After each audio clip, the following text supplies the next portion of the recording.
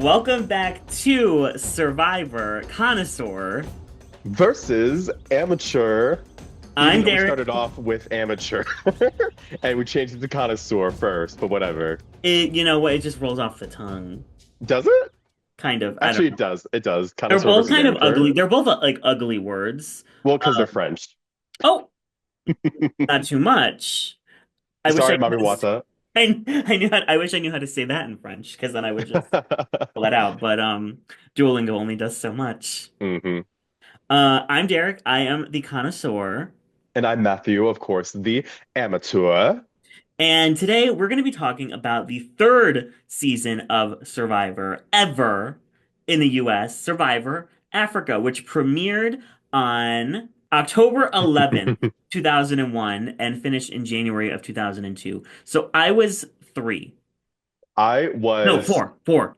you were four. I was 7 months old. No, yeah, 7 months old. Crazy. My first ever memory of life is watching Ethan Zohn beat Kim Johnson in the final tribal council of this What an season. unfortunate memory to have. Whoa! Maybe that's why he's like one of my favorite winners, because like Yeah. he's been with me since like the jump. And you find him very attractive. Was he like your gay awakening as like a humble 3-year-old? With like maybe honestly because like that Maybe the like like hair, yeah. the like jawline, the beard, like hmm maybe because that was my first memory. Maybe I remembered it because I saw that man and I was like, oh, it's over. That is a Greek god. You were three, you don't even know what Greek gods are yet, but you're like, Mm, that's a Greek god. yes, I was like, that is peak male like everything. hmm Honestly, okay, just to kind of get this conversation started a little bit, I was not happy or excited to rewatch the season, and I liked it so much more on this rewatch. Did you? Oh, I'm so happy for you. I really am. Oh, Yeah. oh. I was also in a similar boat with you where I was really dreading rewatching this season because when I first did my Survivor watches back like a year and a half ago, 2 years ago, maybe at this point, I remember hating Africa. Not necessarily hating, but just being really bored. And then rewatching it, yeah, still bored. Still bored. I think after watching Australia, which like I really felt was a slog to get hmm through, like I thought it was so boring so You much of the time. you really felt those extra 3 days on Australia. Yes. This one, Yeah. like, I felt like the storytelling was better. I Mm. felt like they focused less on things I didn't care about, and there was just more strategy throughout the season. So there was more like of a hook there. And there was some crazy, crazy, psychotic people on this season, which Uh, made it really fun to watch. yeah. It I concur. I concur. Especially like I feel like the characters this season made it tolerable to me. There was something about the gameplay that happened this season that was contrary to what you were saying. To me, was just very bare bones, and therefore I feel like there was not a lot of meat to it. Granted, I felt the same way about Australia. I thought like the run between Australia and Africa, very boring 2 seasons compared to like season 1 and season 4. But the characters made up for it. Like these are some iconic characters, I feel like. Like we got Ethan, we got Kim Johnson, we got Lex, we got Linda. We got Oh Linda. God, here we go with that. We got Linda, but I feel like the characters this season really made up for it, at least hmm to me, because I loved watching Linda hug, who was it? Lindsey. And then I loved watching Lex go on a goddamn witch hunt throughout the camp. It was a very entertaining season in that regard. Yeah. Well, and I would almost say that the much like how Australia, I feel like it really comes to a grinding halt the second Jerry goes home. Mm-hmm. I would say, which was at the final eight, I would say the same thing happens on this season where Brandon goes home in eighth place, and that kind of ends the arc of like Kelly Goldsmith's elimination. Um, and Oh after yeah. it's kind of just like okay, like whatever. Okay. See, my my one that goes home where the season comes to a screeching halt is when Linda goes home. Clearly. Everything everything that happens in between Linda and I would say Teresa going home, boring, except for the tribe switch up. That's the only time where I was like, ooh, I forgot this happens. Hmm. But once Linda went home, I was like, checked out.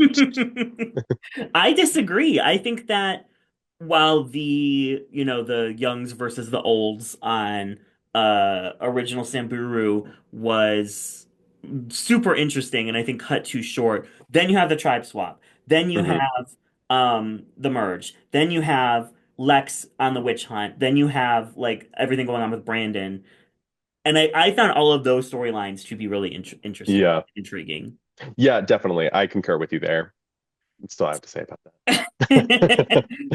But like as we always do, we are going to go contestant by contestant, castaway by castaway, and give them all a grade and talk about their games, talk about the season in general. Hmm. So let's start off. We have the first two people eliminated from the season, both from Boran, or as I like to call it, Boring. Because this tribe is so basically you have the first episode where Diane Ogden is the first eliminated. And you get a lot of drama because Clarence opens the can of beans. And it Hmm. opens up a whole can of beans for Clarence as It well. does. Opens up a can of worms, if you will. Yes, yes. And there's like a ton of drama here, all of that. And then I feel like this tribe is just a snooze. Yeah. Yeah. And yeah. Because, like, what can you say? What can you say? I have one very specific memory of a single shot, a single cinematographic shot of Diane fainting. Like they had a zoom in on her face when she was fainting during the challenge, and that's quite literally my only memory of her. Yeah, yeah. But other than that drama that happened with her and Clarence, it really was a snooze fest for this entire tribe. But with that drama with Clarence and Diane, there was a lot of debate of Clarence saying, "Oh, Diane wanted the cherries," or whatever it was, and Diane saying, "Clarence, I never said that." Who did you believe? That's not the truth, Ellen. It's not the truth, Ellen. Who did you believe? I believe Clarence.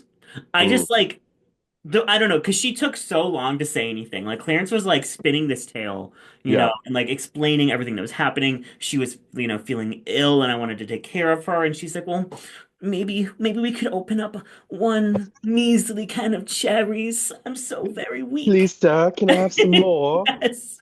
And then she's like, after that whole thing, she goes, "No, that's not what happened." But if someone is lying on my name, I'm gonna Right. call it out immediately. Like she really Yeah. like took all the time in the world to like, really like think of how she was gonna get out of this and Yeah. like what was her lie and what was her story. And then once he was done weaving his tale, she's like, "What actually happens was he pulled out that can of cherries and he shoved it down my throat." And I said, "No, I can't. Our whole tribe isn't here. We can't do it, Clarence. I don't care how sick I am." And I feel like Clarence didn't do enough when this woman was throwing dirt on his name because the most he would do was like, Diane, you know that's not true, Diane. I feel like he could have stepped up a little bit more against that libel, that slander to his name. But Diane, I feel like Diane wanted to be there, and that's why I think she tried to spin it in a way where she was not the one asking for cherries. Because I think not only does that mean that she was in on the idea of opening up the cherries without the group's consent, but that she was showing her weakness in a way that she's like, I feel so weak, I need to have food now, which I think would have made her more easy to vote off after that. So I think she wanted to stay despite her health issues that she experienced there. I think she wanted to stay. And that's kind of like where I found her motivation to be in spinning that tall tale, if you will. Yeah. Like honestly, this is kind of like hell with the beef jerky. It's like I don't think there's any way to prove Hmm. 100%. And I don't actually like I maybe I should have looked this up. I don't know if they've ever like fully like given the truth of what actually happened, but like I believe Clarence's story. Yeah. I'm like Judge Judy. I'm like sometimes things just don't make sense. Right. And Clarence's story makes complete and utter sense to me. Diane's doesn't. Because even if you disagree, you ate the cherries. Right. Yeah, You sat there and ate the cherries. exactly.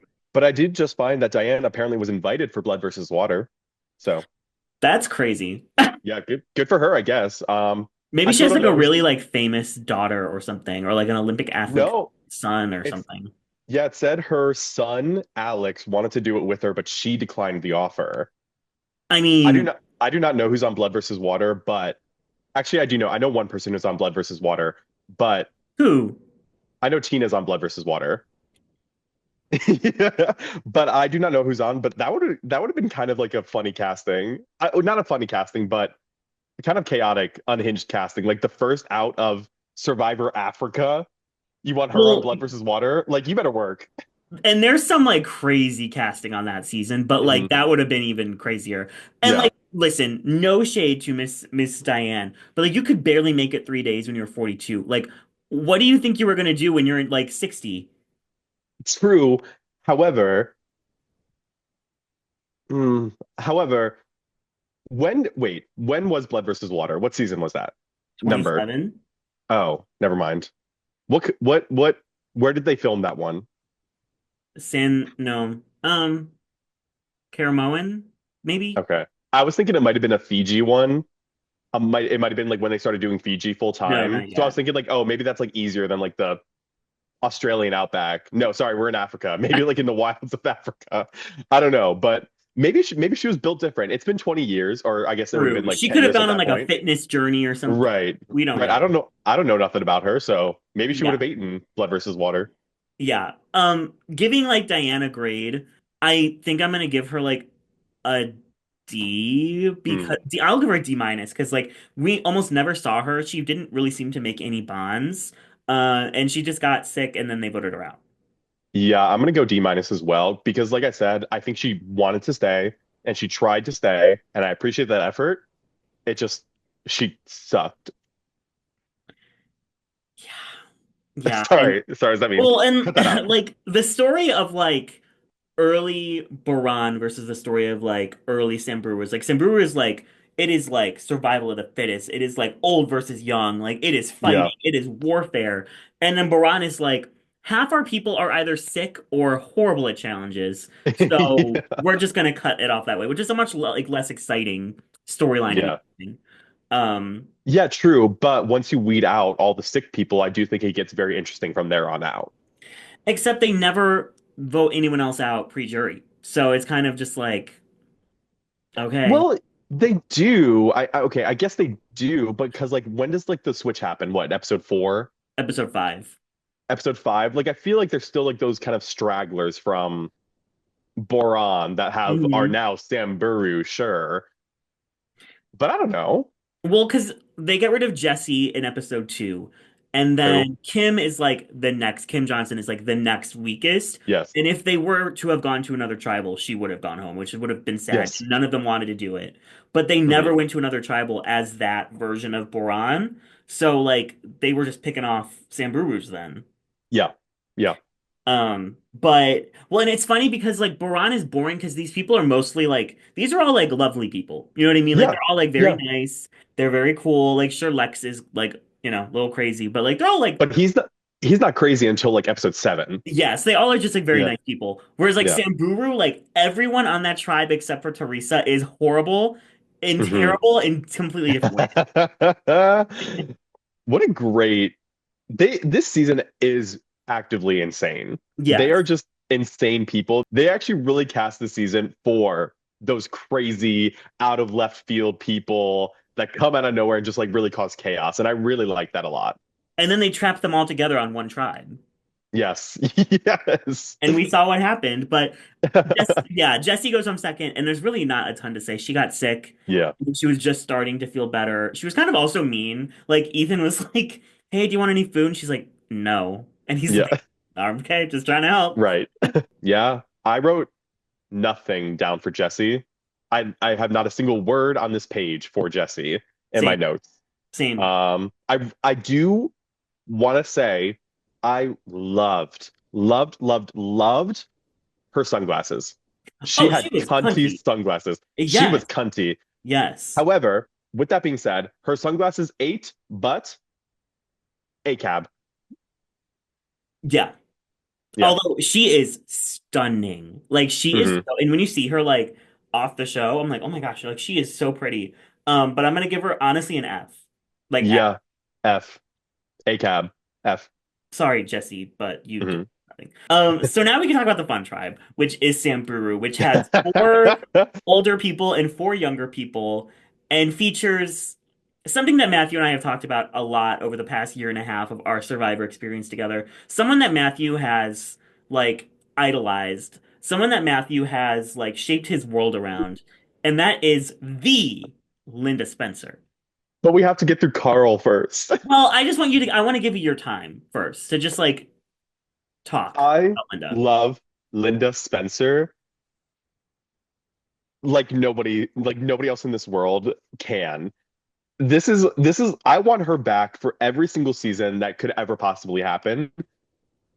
I know she doesn't come back because I just wanted to see her again. I know she hasn't come back, but Survivor 50, call her right now. I need her to bring the same energy 20 years later as she did in this season because my favorite moments from this entire season came from this woman when Silas went down on his knee and started talking to everybody like they're a football team and and then Linda got on her knees and said, "Thank you, sir. Thank you. Yes, we will get into this get together." Group hug, and then walked up to Lindsey. "Why won't you hug me? Hasn't your mother ever loved you?" And then an episode prior, when Lindsey's on the ground crying, and Linda walks by and says, "You okay, honey? I don't think I was the one person that Lindsey wanted to see, but here I am. She's gonna have to suck it up." This woman is like she reminds me a lot of Kamala Harris in a way. Yes. Just so much personality, so much humor. But she, I guess, is more backhanded than Kamala is, which I think makes sense because, like, Kamala, you can't really be backhanded as a politician in the public. But Linda, she was just no filter, loved her, icon, legend, everything about this woman.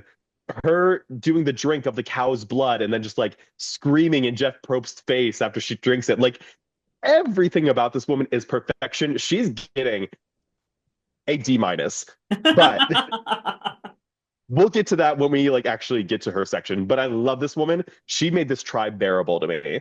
Love her. You didn't mention my favorite Linda moment, which is right after Silas like takes a knee and it's like giving like a pep talk, and she's like, "Put me on the team. I want to be on the team." Yeah, exactly.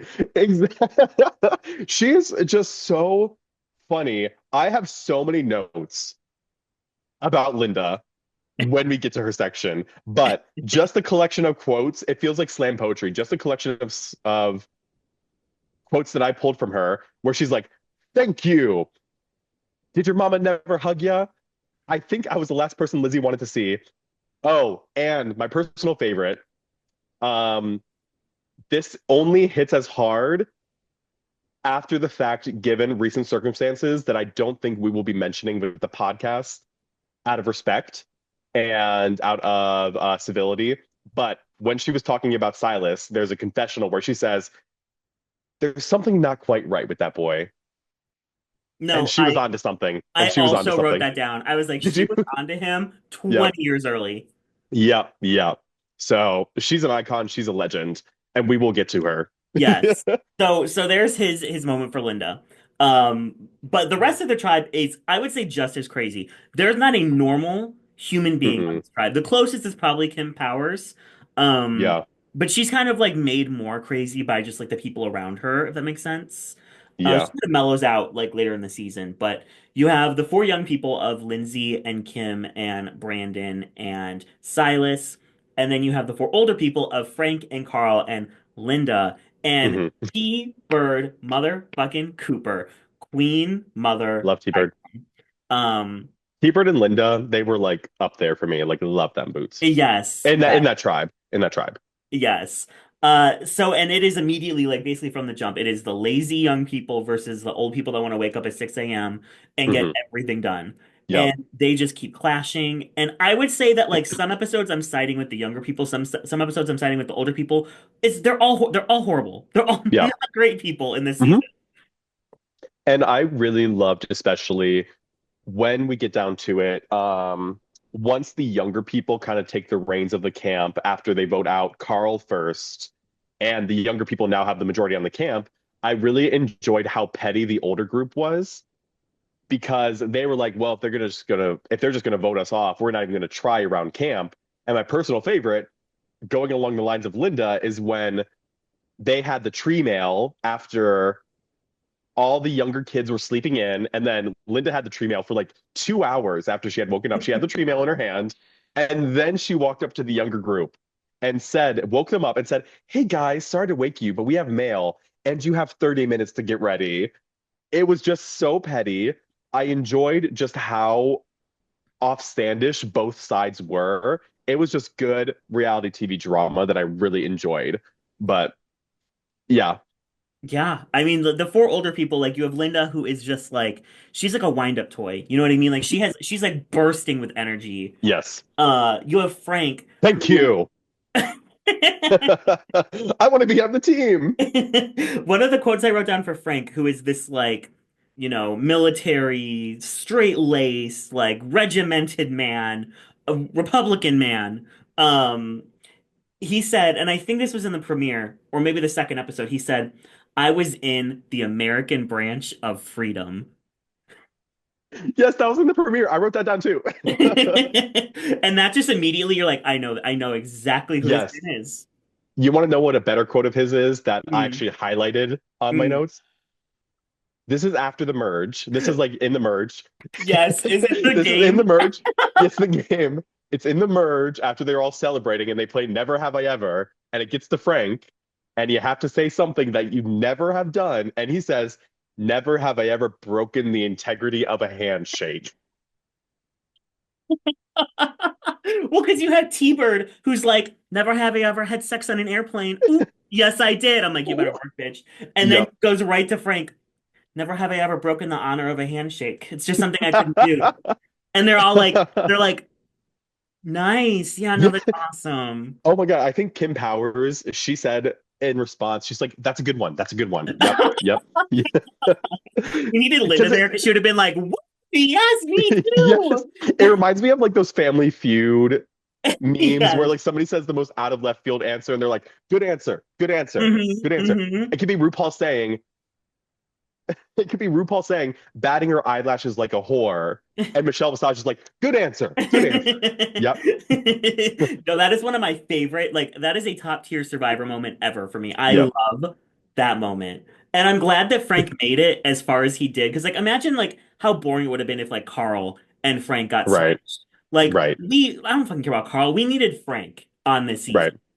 I Uh, feel like Frank was this season's Rudy. in a way, but like almost in a different way because you had Rudy. I would say he was closer to like a BB Anderson because you had Mm, like mm, mm. you had like Rudy who was like, I need to meet these kids where they're at because I'm the one on the outs. But Frank, because he had some older people with him, was able to just kind of be like that curmudgeon that's just like stuck in his ways. He's not going to change anything. Oh, sorry, that's not the direction I was coming from. I meant more so in the direction of in the first couple episodes, he seemed like a hard ass, but as time went on, you kind of like get used to that and you kind of grow on him a little more.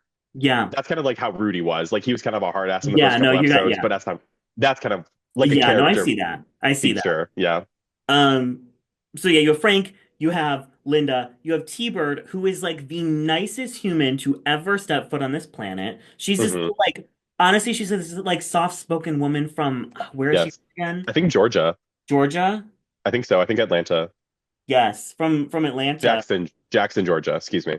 And she is running circles around these people with Hmm. strategy. Yeah. Like they could never. Yeah. Yeah. Never. I do not I love so many of these characters on the Samuru tribe. So many of these characters, none of them had a chance of winning except for T-Bird. Yes. Linda was never going to win. Frank was never going to win. Carl was never going to win. T-Bird had potential, but I think no matter she had potential to win, but I think in no scenario was she going to win against anybody on the Boran tribe. But I think she had the biggest potential out of everybody there. But nobody on this tribe was going to win. I wonder what would have happened if T-Bird was on Boran, like She would have still started lost. over there. Oh, Oh, oh, oh. I don't think she would have won.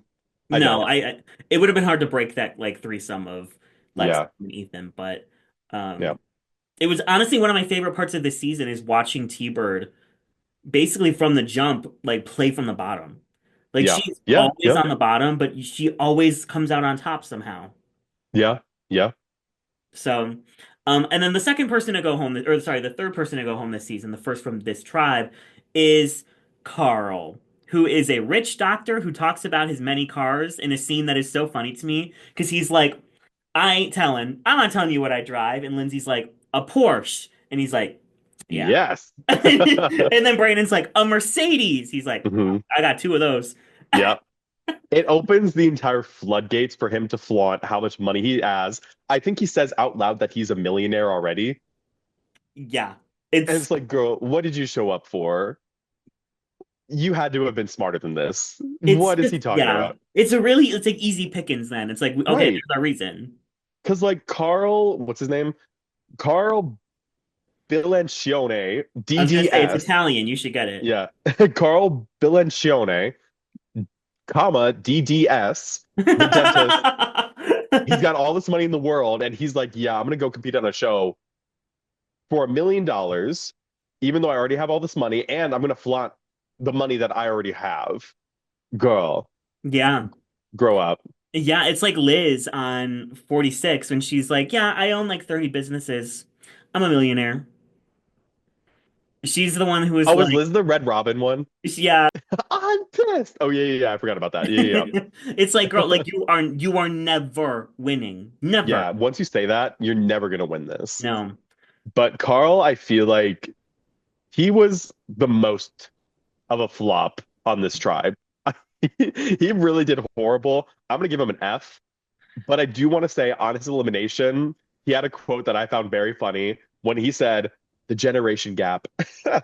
Four people with a sense of responsibility and four people who are very confused. And that kind of gagged me. That kind of gagged me in more ways than one. What a great quote. And I feel like that's just been a conversation between every generation for like the past 100 years. It's always four people with responsibility and four people who are confused. And it's always just, no matter if it's baby boomers versus Gen X, no matter if it's Gen X versus millennials, millennials versus Gen Z, it's always people who are confused versus people with responsibility. Mm-hmm. But it was just a funny quote.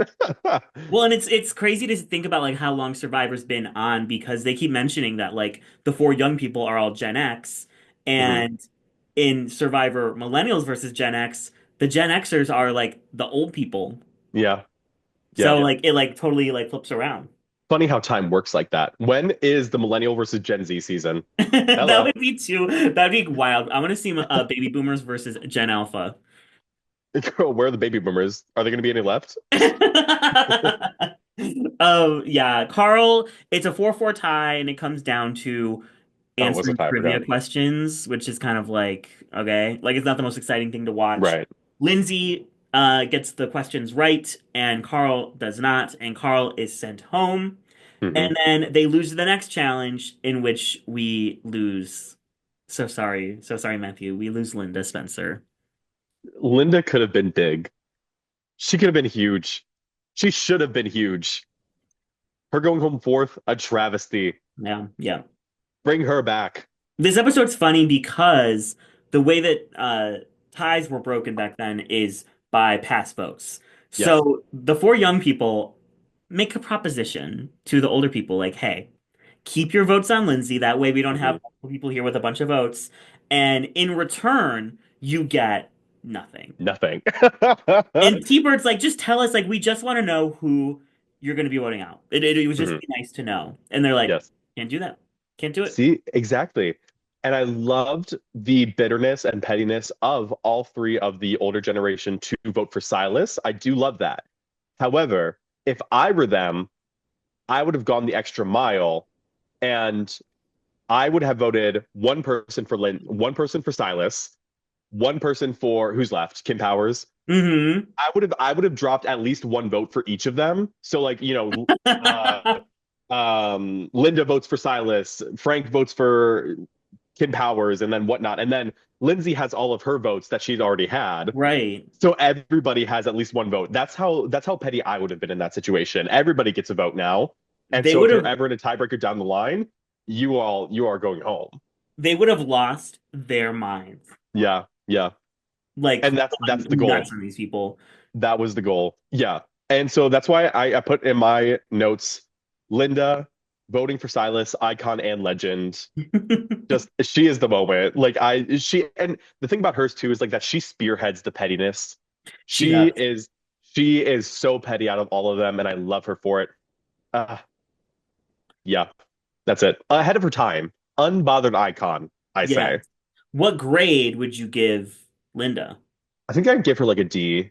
I think I'd give her a D. She like I say she's an unbothered icon, and she is an unbothered icon, but unbothered makes enemies, Yeah. especially in Game of Survivor. She's not scared to be confrontational, and she's not scared to speak her mind, but obviously that makes enemies. She was probably never going to win. She did not care about the social game whatsoever.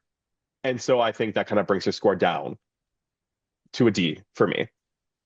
Yeah, I'm gonna go like D minus. I feel like they chose Yeah. Linda because she was like especially annoying to them. She was, I think one of them said that. I think Kim Powers said that they're voting for Linda because she was the most annoying out of all three. It is so funny, like watching when she goes up to hug Lindsey, and Lindsey literally like she like stiffens like a fucking brick, and and Linda's like, come on, Kim Powers, like give me a hug, show me how, show Lindsey what a hug really is. Did your mama never hug you? Like, God, she was so annoying. She was annoying. I would Yes, have, I would have died if I had to be on the same team with her, but she was iconic. As a yeah, yeah. viewer, 20 years later, that's mother. Love Linda. And so Mhm. now with both teams losing two people, they have the first ever tribe swap. Which I love. I Yes. think at this point in time with Survivor, it was a great idea to do a tribe swap because it would have gotten boring if 3 seasons in a row it was just going to be tribe versus tribe. I think doing a tribe swap was a great idea for season three. That was a great way to like up the stakes. You know, we Yes. see like in a lot of seasons of Drag Race where season three is like the time where they experiment. Survivor is kind of like the time where they did that too. In season three, they experimented. They tried to tribe swap. In my opinion, it was successful and Yes. really kind of livened up the game a bit. Yeah. Well, and it was at the perfect moment, like because you have the Samburus who like it's just gonna be Frank and Tiber going next. Like and it would Yes. just be like who's next.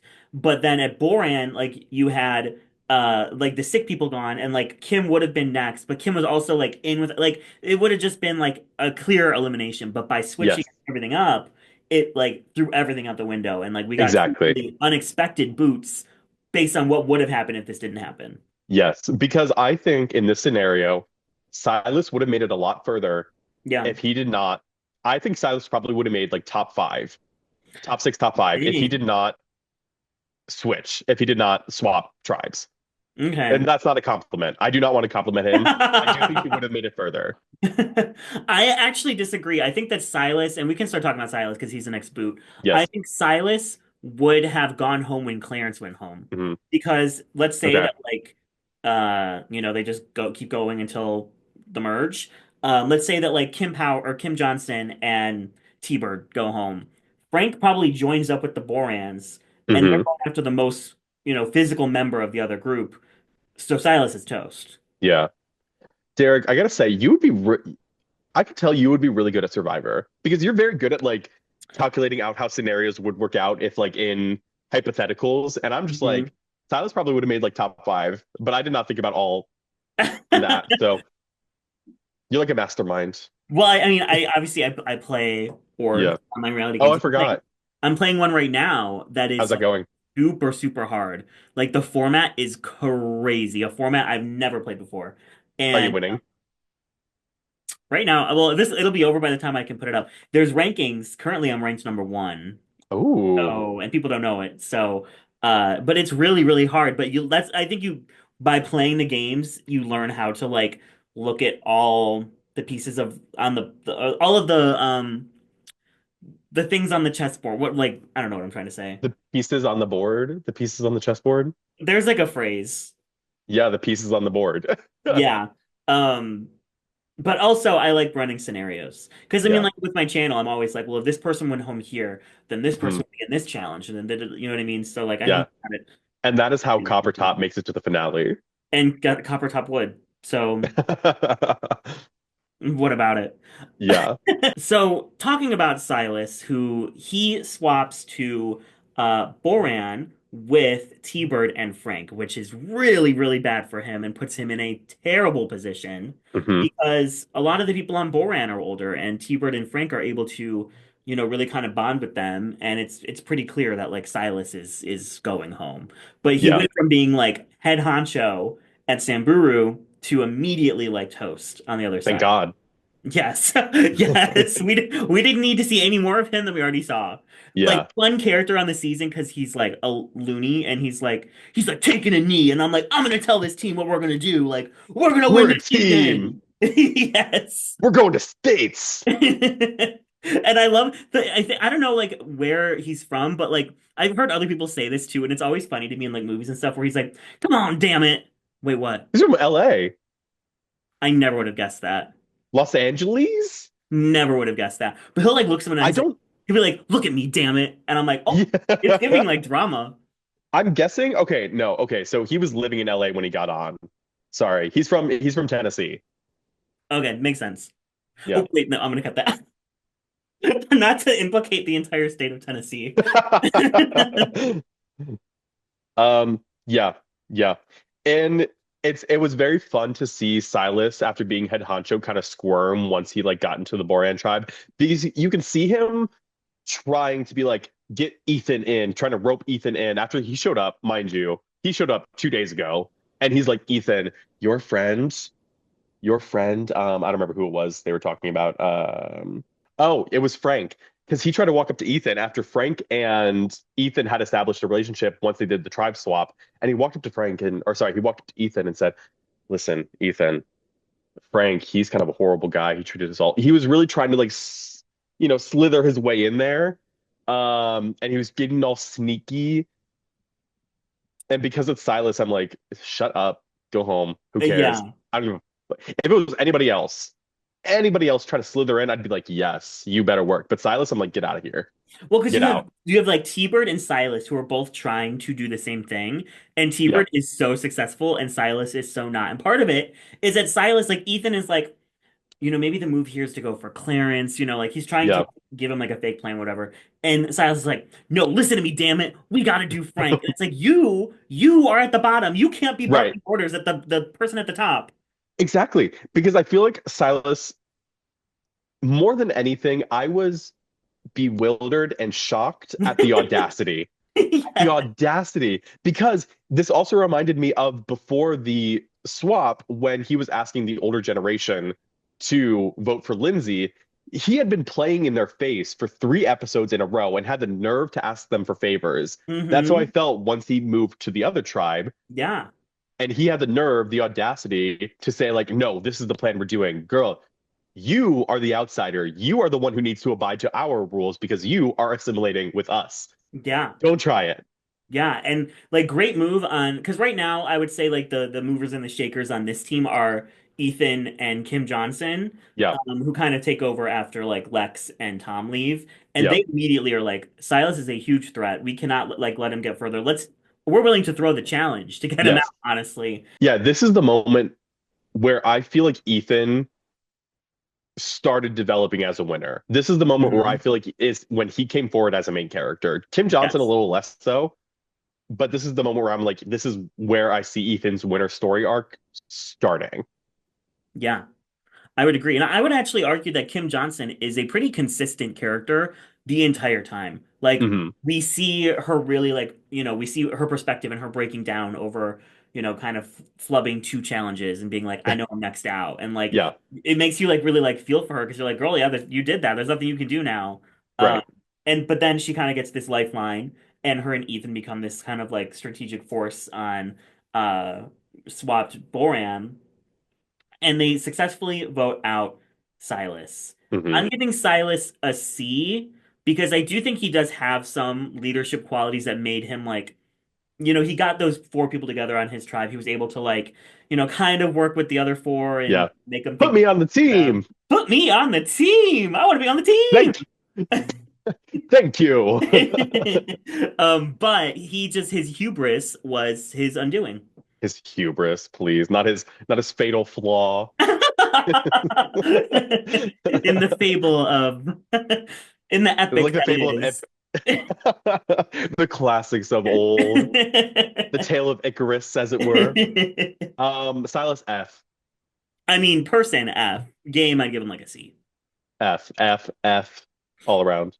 Then the final pre-merger of the season is kind of our secondary villain, but I would say she gets a lot more like depth, like we really get to see where she's coming from, but she is one of the most hated people to ever be on this show. She was receiving hate to the likes of Jerry Manthe and was getting hate from Jerry Manthe during the airing of this season. We have Lindsey Richter. Lindsey Richter from Portland, Oregon was getting the same level of hate as Jerry Hallowell. I What's her would name? say Hallowell, wrong, What's Jerry. what's her last name? Manthe. So you're telling me that this diva was getting the same hate as Jerry from season two? Mhm. Why? She was People perfectly, hated her, and I she could see complained a bit, but she's perfectly fine. she's whiny, she's emotional, she'll go off on people, she'll whatever, she'll gloat in people's faces, and then 5 minutes later be like, I'm on the bottom. Like she was kind of a brat, but I enjoyed the like, I don't know what the word is, like the honesty there. Like we got to see what she was actually feeling and going through. Out of everybody on Survivor, I feel like she wasn't even that bad. At At the like, time, at the time, like people, there's more okay, hated people since, but at the time, she was like despised. like it? I feel like she wasn't even present enough on the season for me to like remember any of these She remember was any of these characteristics. huge on the first six episodes. She was one of the main characters, I would say, of Well, most of these episodes. once Linda went home, I stopped paying attention for like 3 episodes. Lindsay was like, I would say, all over this pre-merge, and they milked everything they could out of her because she was Mhm. such a great character, and I wish she would have lasted longer because she was so fun to watch. Not only that, I wrote in my notes right here, it says, third bullet point down, Derek, that says, she does seem so nice. I think so too. I have no beef with her. I like her as a character. I think there's more reason, like I could see why she got more hate. Like whereas like Jerry, I was like, I don't know, she's fun and she's iconic. I Yeah. don't know why she's getting as much hate. Like I could see why Lindsay would get the hate. See, maybe I'm just built different, but I've never been bothered by other people just like living their life like that. Just like, I don't know. But Lindsay, this is all news to me. I did not know that people felt like this about her. Do you think that legacy carries with her even today? No. Okay. Well, that's why we're bringing this podcast to dig up dead and buried tea from 20 years ago. We are bringing this reputation back for Miss Lindsay Richter. Lindsay, I did have a question about her. There was a little bit of drama. I do not remember who said it during the season, but at one point, Kim Johnson, maybe somebody was trying to signal to the other team with an L, and I think it was Kim Powers who like realized that that meant Lindsay. Do you think that's true? So Okay. the whole thing on Swapped Samburu is like Lex and Kelly Goldsmith and Big Tom trying to figure out who has the prior votes so that when they Yes. go to a tie, because it's 3-3, they'll be able to like come out on top. And Yes. Kim Johnson found out from, I'm assuming T-Bird, that Lindsay had all the votes. So Kim Johnson at all of these um, challenges is like giving an L to Mhm. Kelly Goldsmith. And Kelly Goldsmith is Yeah, like, is she telling me that's we need right. to lose? Is she trying to say like, oh, we should lose on purpose? Hey, loser. And Whatever, major loser. finally she's like, oh, it means like Lindsay. She's probably saying Lindsay Yes. has the votes. Which, yeah. Okay, so you think that that's what they were doing? Yeah, Absolutely. And I guess so. Yeah. yeah, absolutely. And great move on Kim. Yeah.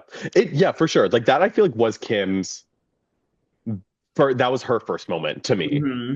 you know? Although it was a little sloppy, but that was kind of like her first moment. But I'm surprised that they did not want to bring Lindsey into the merger with all these votes.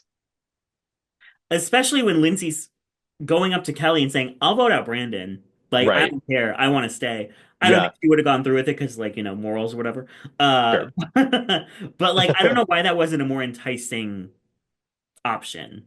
Yeah, like I feel like I would want I if I were on Survivor, I would adopt the hiding in closet mentality where I would get out the biggest threats first because that means I beat them anyway. Hmm. And so I would bring the riskiest people along with me. So I would be like, Lindsay has like 6 or 7 votes against her name right now. I'm bringing her into the merge because if there's ever a tiebreaker, she's going home.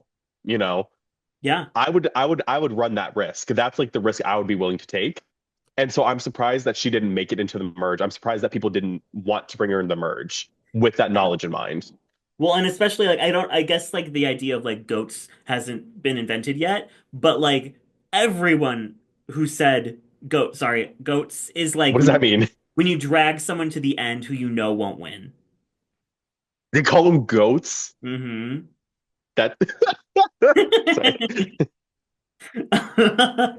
sorry. Um, At first I thought you said like, oh, bring their oats, like in Drag Race, like, oh, they're feeling their oats, you know? I was like, okay, no, like that hasn't been invented yet, but like, okay, um, no one likes Lynn. Like everyone that encountered her was like, she's annoying. Like right.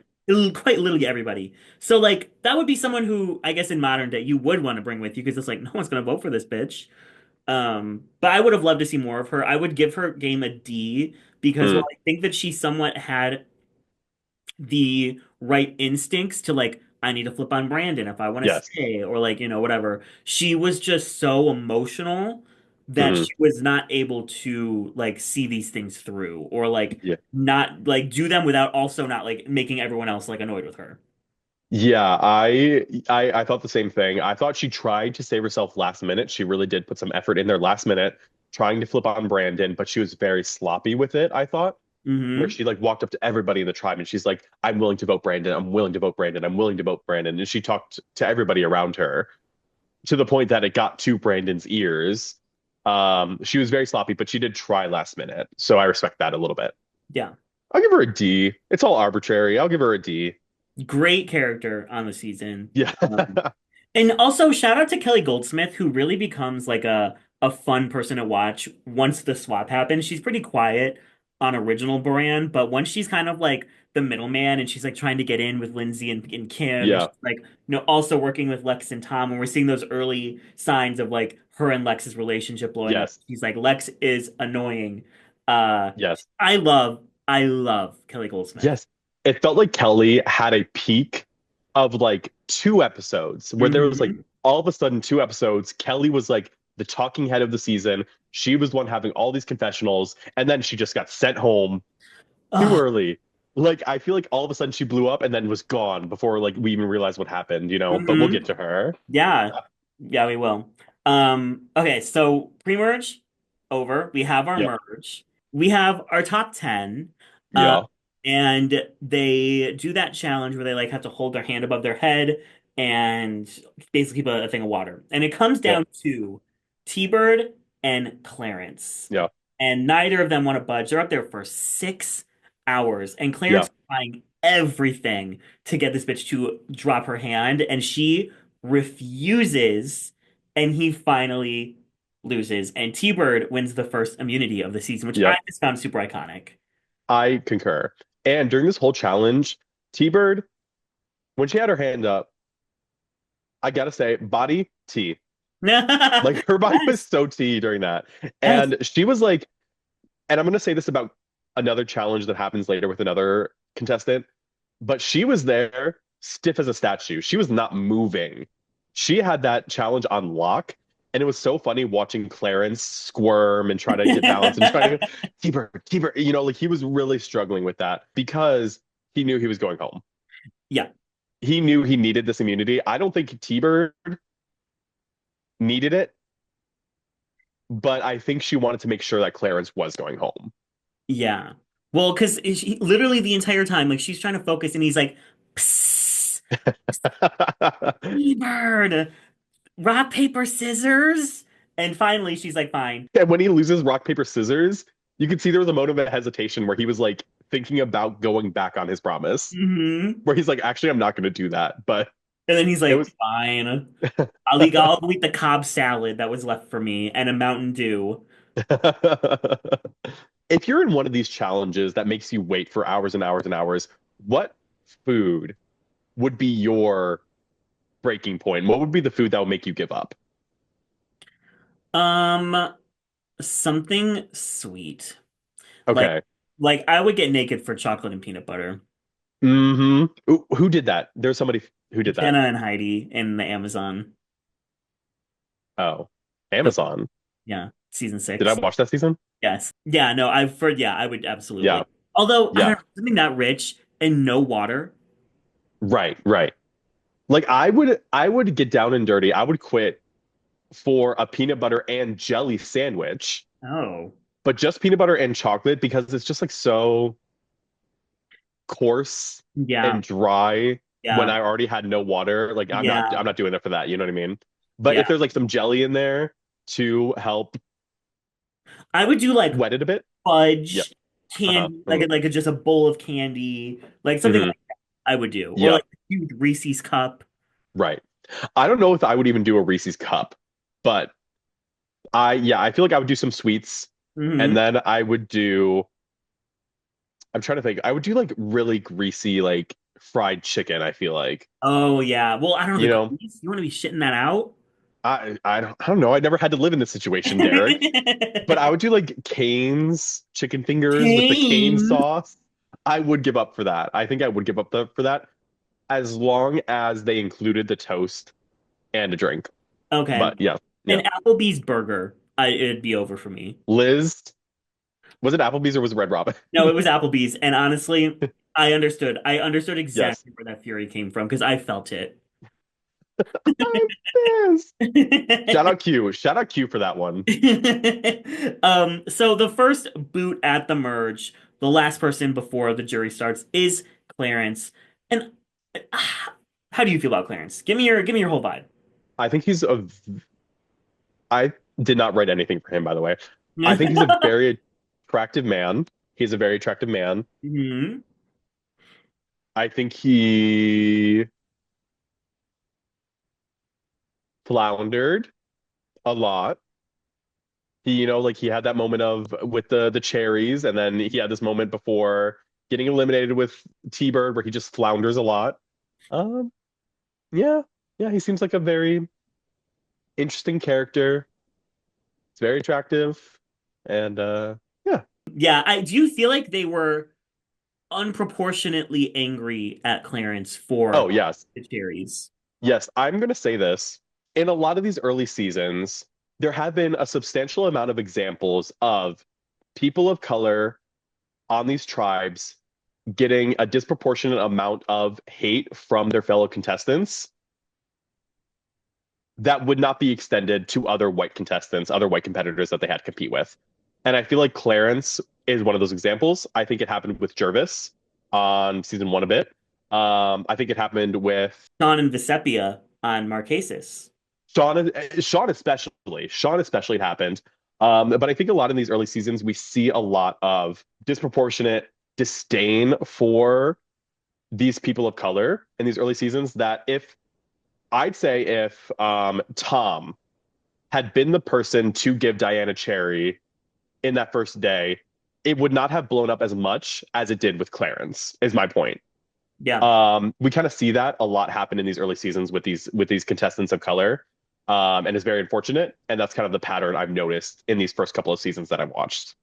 Well, and there's only three people of color on this whole season of Hmm. 16. None of them make the jury. Yep. Um, and specifically something Wait, three.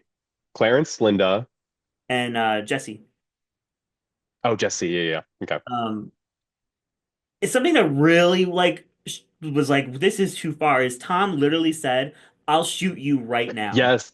Yes. That's crazy. And he meant that too. That's He meant that. crazy.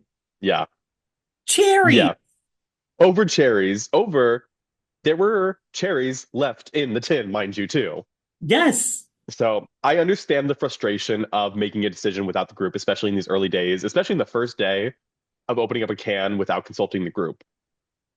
But that reaction was insane to this poor man. Well, and then you have like, Lex, who's like, I'll never be able to get over that, blah, blah, blah. But Right, then in like right before Clarence goes home, Kelly Goldsmith, who is like fully anti-Lex now, she's like, this right. man is like annoying as fuck. She's like, I like Clarence. He's Right. funny. He's really nice. Like, I don't want to vote for him, but like, Yeah. I guess I have to. Yeah. Yeah. And that's, I feel like, was kind of the attitude at that time. I feel like in these early days where racism was more well, not casual, was more widespread. And it really was an unfortunate product of that time, I feel like. And I think Survivor, especially like in the modern seasons I have watched, has progressed beyond that, thank God. But in these early seasons, and I feel like that's kind of the pattern I've been noticing. Yeah. So, It's just like a very icky scene when you have like yes, five white people all yelling at a black man and one of them saying, right. I'll literally shoot you. Yes. Yeah. Which makes Vesepia's win next season all the more cunt. Yes. I don't know. Like I feel like Clarence, like he just couldn't fit in with this group very well. Yeah. Yeah. Um Obviously he did have a couple like blunders, so I'll give him like a D, but like I enjoyed watching him. I thought he was funny. He had some really funny moments Me with the chicken. too. Please, with the chicken, like, he wanted them dead so Oh, bad. yes. He wanted to murder those chickens. He said, I Yes. don't care if they lay an egg. I am cutting them up tomorrow, cooking them. He literally said, "You laid the smallest egg in the world just to spite me." Um, yeah, I'll give him a D, Yeah. but I'll give him a D, I guess. Yeah. um, and then from that, we have T-Bird, who, made a deal with him while they were up there, was like, I won't vote for him because like we did make a deal that like we wouldn't vote for each other. So I'll just throw a vote on Lex because Lex is annoying. And this creates the like biggest storyline of the season, basically, which is Lex saying, who put that fucking vote on me? Who is the snake? Yeah. And I will cut the head off this snake. I thought you moved on to Kelly for a second and you were talking about how Kelly put the vote on. I'm like, no, she didn't. No, she Oh, didn't, Derek. I didn't realize. But yes, that first episode, Witch Hunt, when that first vote dropped it for Lex's name, and Lex, quite literally, the second he saw his name, said, I am going to smoke out this snake. hmm Whoa. Whoa. So remember how I said I like tuned out for like 3 episodes after Linda went home? This brought me back. This brought me back. You know what I mean? This is TV. Genuine chaos. I've never seen such white fury in a man's eyes before in my life. Well, and it's so they don't do a great job of showing what actually happened with the storyline and how it got kind of pinned on Kelly because suddenly it's just like, we see him sitting down with Kelly and we've seen them kind of together the entire time because they Yeah. swap together, they work together on that second swap tribe and like they've been together. So when he's like grilling her and she's like, I swear on my brother, Yes. parents, like, wasn't me. Suddenly Mhm. later he's like, it was this bitch. Right. Brandon that night, the night of the vote, sat down with Lex and was basically like, you saw how close Kelly got with Kim. You saw how close Kelly got with Lindsey. Like she's playing both sides. She's playing all of us, and she Hmm. put the vote on you. And Yeah. Lex is like, I'm sold. Right. So kind of like undermining Brandon a little bit in the edit, who like after this was a great move for Brandon. Yes. Um, Amazing move. Yeah. but And we'll kind of get into it though when we get to Lex's part. But Lex at that point, I feel like was so susceptible. Lex at that point was so susceptible to his paranoia, he would have believed anything. If anybody gave him a single ounce of leeway or permission or what's the word? Any sense of a headway, he ran for it full force. He ran for it full force. And the minute that Brandon said, "Oh, Kelly is playing both sides," Kelly, or sorry, Brandon, I don't even think said the words out loud. Kelly probably voted for you. He just said Kelly's probably playing both sides. That was enough to get Lex to go, Kelly, you are gone. You're dead in the water. yeah, this is Lord of the Flies, and Lex is ready to eat someone. Like, Yep. Lex already has the boar's head on a stick.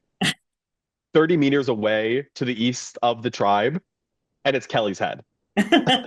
Well, and I feel like this, again, the edit really undermines Brandon because you're watching this episode and you see that Lex is turning against Kelly, and we don't really even see. I think this episode could have been edited a lot better because, like, how easy was it for Ethan or for, Yep. Kim to turn against Kelly, who we've seen have, like, some pretty good relationships with her. Yes. Um, and we don't see apparently Lex and Brandon were up all night talking, the whole night. Mm. And I'm sure Lex promised Brandon the world. And it makes Brandon's decision to side with Lex this episode, I think, make more sense if you have that. Because without that context, Kelly's like, all right, I'm voting with you, Kim. Yeah. Power. I'm voting with you, Teresa. Like, we're going to get out Lex, which seems like the optimal move for Brandon at this moment. But he sides with Lex when Lex specifically said, you will be fifth. You will be fifth from the top. Um, and it makes no sense. I don't think the move makes sense regardless, but I think we could have gotten into Yes. more of why Brandon made it. Yeah. Yeah, exactly. This was just a product of that crucible mentality we kind of got into, you Yeah. know. Yes. But Brandon, I feel like also got done dirty with the edit. I feel like he could have been a much bigger character than he was. Yeah. But we'll get to that once we finish with Kelly. Yeah. How do you feel like Kelly did overall?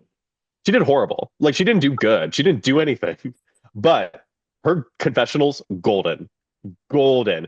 I Mhm. was just rewatching the finale before, like literally 2 hours before we started filming, and her speech she gave before the final two, not like during the final tribal, but like her last confessional before the final tribal, where she was like, "I don't like either of these people. I don't like either of these people. They're horrible. I don't want to vote for either of them." Like she is just kind of like that girl to me, and she's very passionate about being a hater, and I love that. I Yeah. love that. Yes. I love her. Yeah. She actually worked for Survivor casting for a couple years and Hmm. was helping them cast. Uh, Okay. I she's want that job. she's like a bad bitch. Like I She love her. is. If Kelly were on a modern season, I feel like she'd be one of the fan favorites of all time. Oh yeah. Like this is a character a modern Survivor fan loves, you know? Yes. She was like ahead of her time. Yes, very. And I do think the season takes a little bit of a hit after she leaves because she was starting to really pick up swing in the Yes. edit, and like I wanted to see more of this like her versus Lex. Like I would have loved Yeah. this if the second half of the season is like Kelly and her crew versus Lex and his crew. Hmm. Exactly. Because that's kind of what I was getting into earlier, where it felt like Kelly, all of a sudden, around episode 5 or 6, all of a sudden started becoming a main character. She appeared out of nowhere. She wasn't really important in the first 4 episodes, but then out of nowhere, she's like a main character. You see her in all the confessionals. She has all this airtime. And then it comes to a head in the next episode where Lex accuses her of voting for him. And she's like, I never did that. And it creates like this outline of what could be a really interesting story, but Kelly gets sent home too soon to let Hmm. it pan out. And I feel like that kind of like squanders, it comes to a screeching halt. It squanders that story a little bit. I feel like the Um, producers are probably like shit, like when she right, went home. exactly. But I also feel like, too, how you were saying it could have been edited better still. Like we've had 1, 2 episode storylines on Survivor and Drag Race and other reality shows that have been good 1 episode storylines, 1, 2 episode storylines. Yeah. They could have done a better job of developing this dichotomy between the two characters.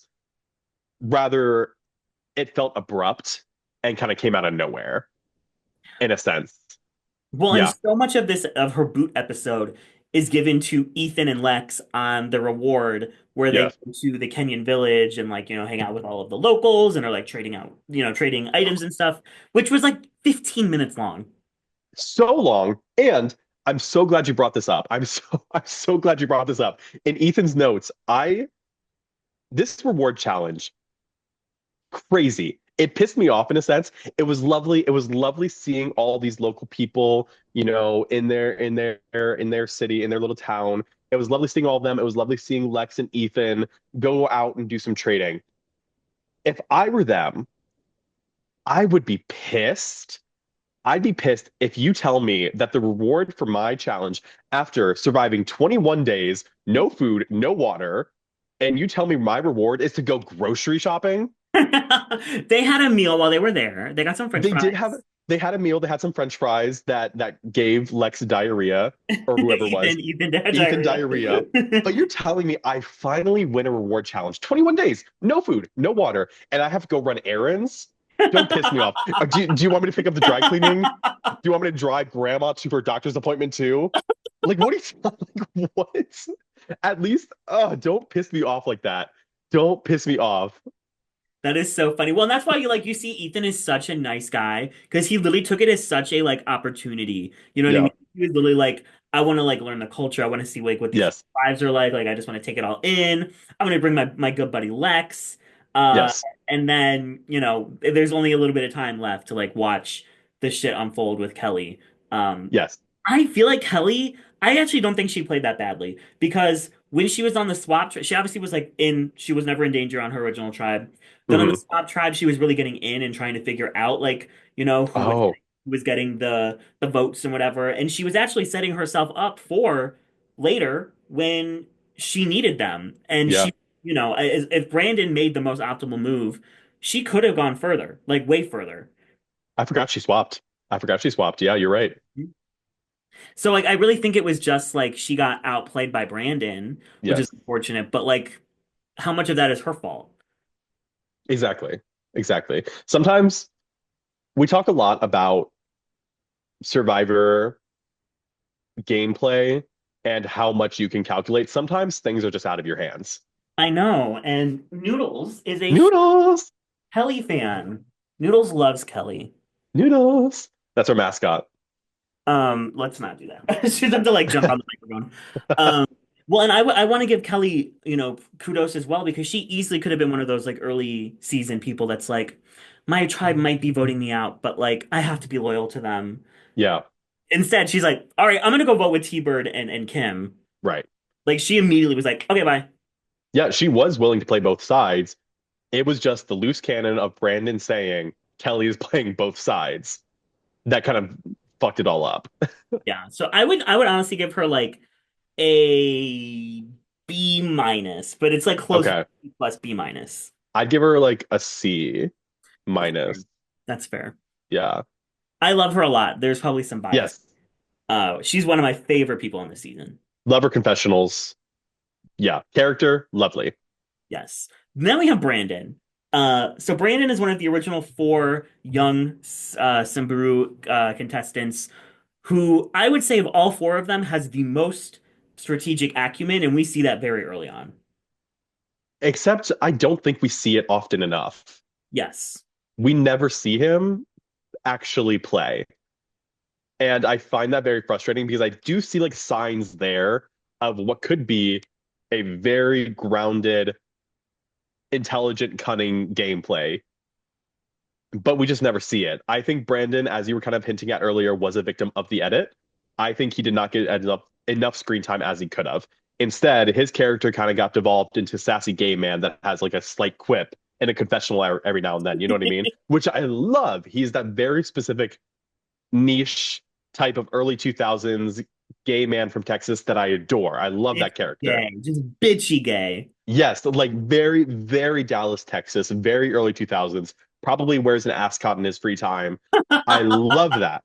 I love that. But I feel like I never got to I saw Brandon, the person, never saw Brandon, the player. Yeah, I would agree with that. I will Mm, say whenever they did go to him, he always had something. It was always for strategy. Like it was yeah. always for strategy. And he was like, these girls are, they're making enemies and like no one's gonna want to vote for us if we like, make it to the end because they're being so bitchy and like all these things. And obviously I think he overplayed his hand with Mhm. the whole like Lex pulling him in. Um and I think that if he had flipped, voted out Lex with Kelly and Teresa and them, like it's possible that he makes it pretty far, Yeah, yeah, I agree.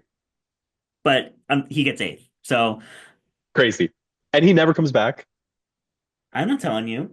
I already looked it Oh, no. up. That's crazy to me. I feel like I would love to have him back.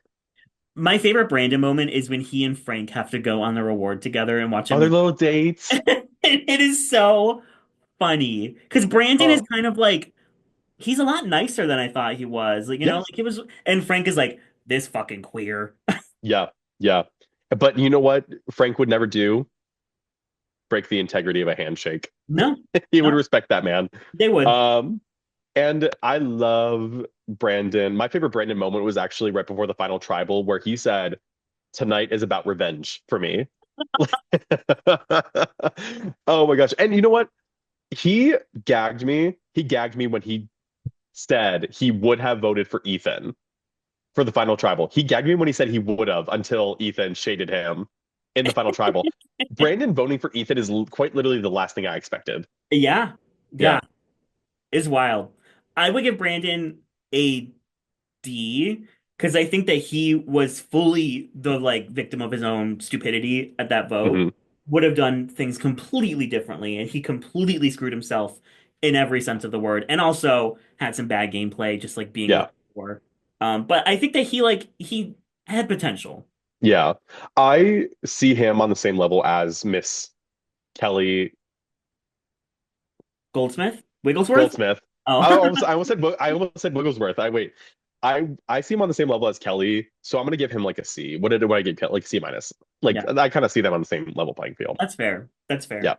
I just think that Brandon had more to do with his own demise than Kelly did. Yes. So That's fair. That's fair. then we have Frank. Who cares? Great character. Great character. I had so much fun watching him. Yes, he's horrible. He was giving Scoopin when he like puts the blood on his face after drinking the cow's blood, which that was a crazy No. way. Scoopin was insane. Scoopin was a sociopath. Yes. But like that vibe where Scoopin like killed an animal and was like, I need to wear this thing. Like Frank like drank the blood and is like, I have to wear this animal now.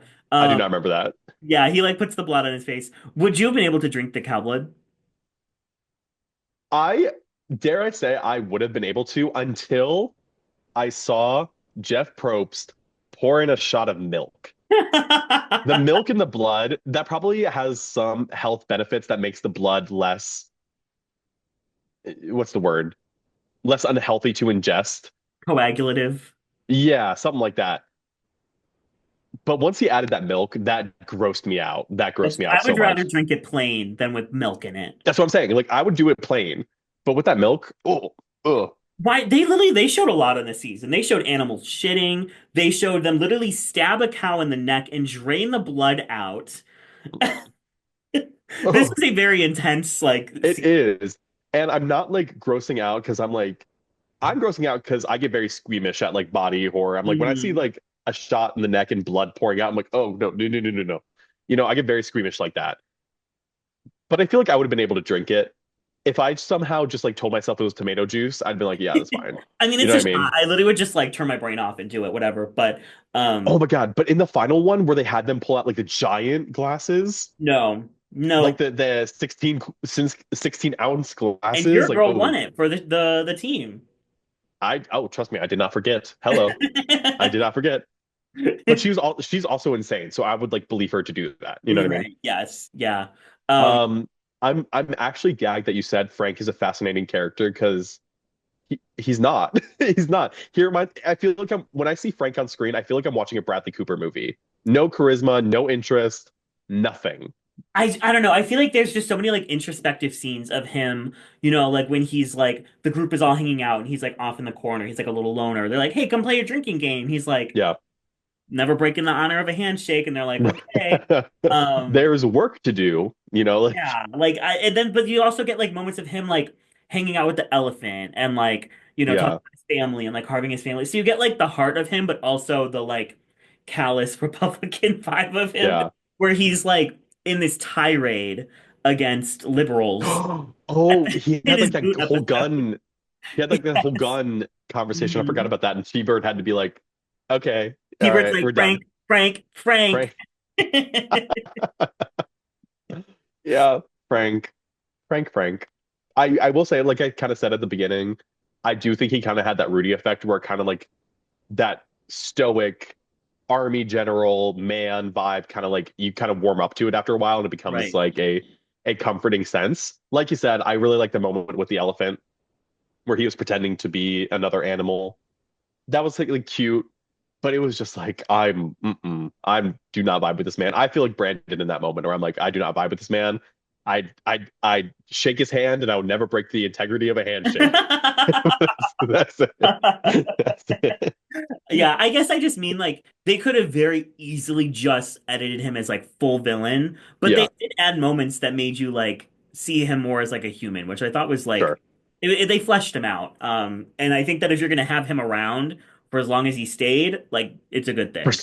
for so It would have long. gotten so annoying if he was just always the same Yeah. in the episodes. And he was there for so long. So He was long. there for like 30 something days. He got seventh place. Yes. I would give him like a C. I give him a C average because I think that he was able to like somewhat understand the like social stuff Hmm. going on. But he wanted to be the provider. That's what he wanted to do, and he Yeah. did. I don't remember much of his gameplay. I'm gonna bring him down because it felt like he was always a pawn in somebody else's gameplay. Teresa was Voting, like getting there. yeah, Teresa after the merge, who kind of like went along with Teresa. It was Linda's idea to vote for Silas. It was like, I feel like he was just kind of like more on the back burner. Yes. Uh, um, Also, when you brought up, I wanted to mention this. This is in general. This is just in general. I thought about this when I was watching this season of Survivor. If I were on Survivor, if I had gone home and like say I'm on a 39-day season, if I go home in like the first 5 episodes and like the first 12 to 14 days, that's fine. If I'm on Survivor and I go home at like top five, top six, like 30 day 34, 35, 36, that's fine. I'd be pissed if I go home anywhere between day 12 and like day 30. I'd be so pissed. And you want to know why? You want to know why? Because if I go home in like the first five, okay, that's fine. If I go home first, that's fine. It sucks to go home first, but at least I didn't have to suffer longer than 3 days. Right. It's like If a I fun go, little experience. right, if I go home at top five, sure, I suffered for like 36 days, but by the 36th day, it was easier and I got really close to the end. I'm proud of that. Hmm. But if you're telling me I had suffered with no food, no water for 20 days, and then I go home without any end in sight, and you made me suffer for 20 days, I'd be pissed. I'd be pissed if like I was anywhere in that in between. You know what I mean? I I would never be able to do that. Yeah, no, that makes sense. That makes Yeah. sense. Next out, we have Kim Powers, who Hmm. is a huge character early on because she's so involved with the Samuru, young crowd. But I Sure. think as the season goes on, she just gets less and less and less important to the story. Yeah. I don't even think she was that big with the young Samburu tribe. I think she was kind of like one of the least present characters She because was. I you think they have, just showed her a lot because she was like yeah, involved. right. Because you had like Brandon, you had Lindsey, you had Silas, who were all kind of like forefront characters. And so Kim kind of more reserved, fell back a little bit, but she was there, so you saw her often. Didn't mean you heard from her often. I will say though, when I start a new season for this podcast, when I start a season for this podcast, at the very start, I put every contestant's name on a Google Doc for my notes right before I start the season. Literally halfway through the season, I forgot there were two Kims because I was looking at my notes and I went to go put a note down for Kim Johnson and I saw that I had Kim twice. And I'm like, oh, that must be a mistake. And so I deleted the second Kim, and then Kim Powers came on screen with like a confessional or something, and I'm like, who is this person? I've never seen this person in my life. And that is the moment, mind you, this is like episode 7. That is the moment I realized there were two Kims on the season. 7 I'm episodes in. dead. I'm dead. Yeah. Had no clue. Had no clue. She seems like a lovely person. And I said She earlier does. that like Teresa was the only good person on Samburu. I think Kim was also like a good person. Yeah. And she was very like adamant, like she wasn't going to like break her moral code for this game. Once Mhm. Kelly went home, she was kind of just a sitting duck. She goes Yeah. 6 and it's that's that. But I mean, like, good for her for lasting so long. Like, she kind of flew under the radar, both for the audience and for the other contestants. Like, I feel like the other contestants forgot she was there, Yeah. therefore thought she wasn't a threat. So they kept her around for a while. Yeah, yeah. I would give Yeah. her like a D. Yeah, a D. D plus. Just because I think she's nice. She is nice. She's also Yes. stunning. She's so pretty. She's very pretty. She's very pretty. Uh, in fifth place, we have a much more interesting contestant to talk about. We have Teresa T. Bird, motherfucking Cooper. T-Bird. T-Bird, love T-Bird. Still don't know like who comes back. She would be like probably one of my picks for the season to come back for All Stars. Okay. Love her boots. Love her boots. I do want to ask though. I to this day do not understand why she voted for Lex. And I was hoping you could explain that to me. I do not know why she voted for Lex. Oh, at the Clar when her and Clarence voted for Lex, Yes. because they basically when they were up there, I think they made a pact that like they wouldn't vote for each other. Okay. Oh, so she was true to her word Yes. in a game of Survivor. And then she had to lie about it for the next like 2 weeks. No, Yeah. the moment where she tells Lex, she's like, just so you know, it was me that voted for you. She gagged Yes. him. She gagged him. Have you watched Game of Thrones? No. Oh my God. Okay, are you ever gonna watch it? Mm-mm. Okay.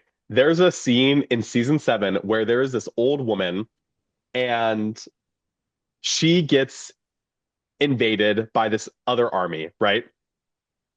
And mind you, 3 seasons prior, the queen, her son gets mysteriously murdered, and it's a whole 3 season conspiracy about who did it. In season 7, when this other old lady, her castle gets invaded, and the knight walks up to her, she reveals, "I want the queen to know it was me. I killed, I killed her son. I killed her son." And then she dies as she got poisoned. She's like, "I want her to know it was me." And then she just dies. She just like She's like, pieces out. that's it. And that's exactly what Teresa did. That's exactly what Teresa did. Teresa was like, "It was me. I voted for you." And then she got eliminated that day. Peace. That was her like Hail Mary, and I don't know what it was supposed to do, like besides make Lex want to vote her out more, but I was like, Right. I don't even care because I'm living. Like Yeah, Teresa was there for drama. She was she there was. for being a nice, sweet lady. She Uh-huh. was there for being the strategic mastermind. She was there to like just do it all. The comp beast who held up her arm for 6 hours to win a Yes. challenge. Yes. Yes. Icon and legend. The strength, the duration, the willpower. Her Hmm. winning the first individual immunity of the season. I will never forget it. That is an icon right there for me. Yeah. I will say though, I think you had mentioned, I might have not been listening. I Oh. think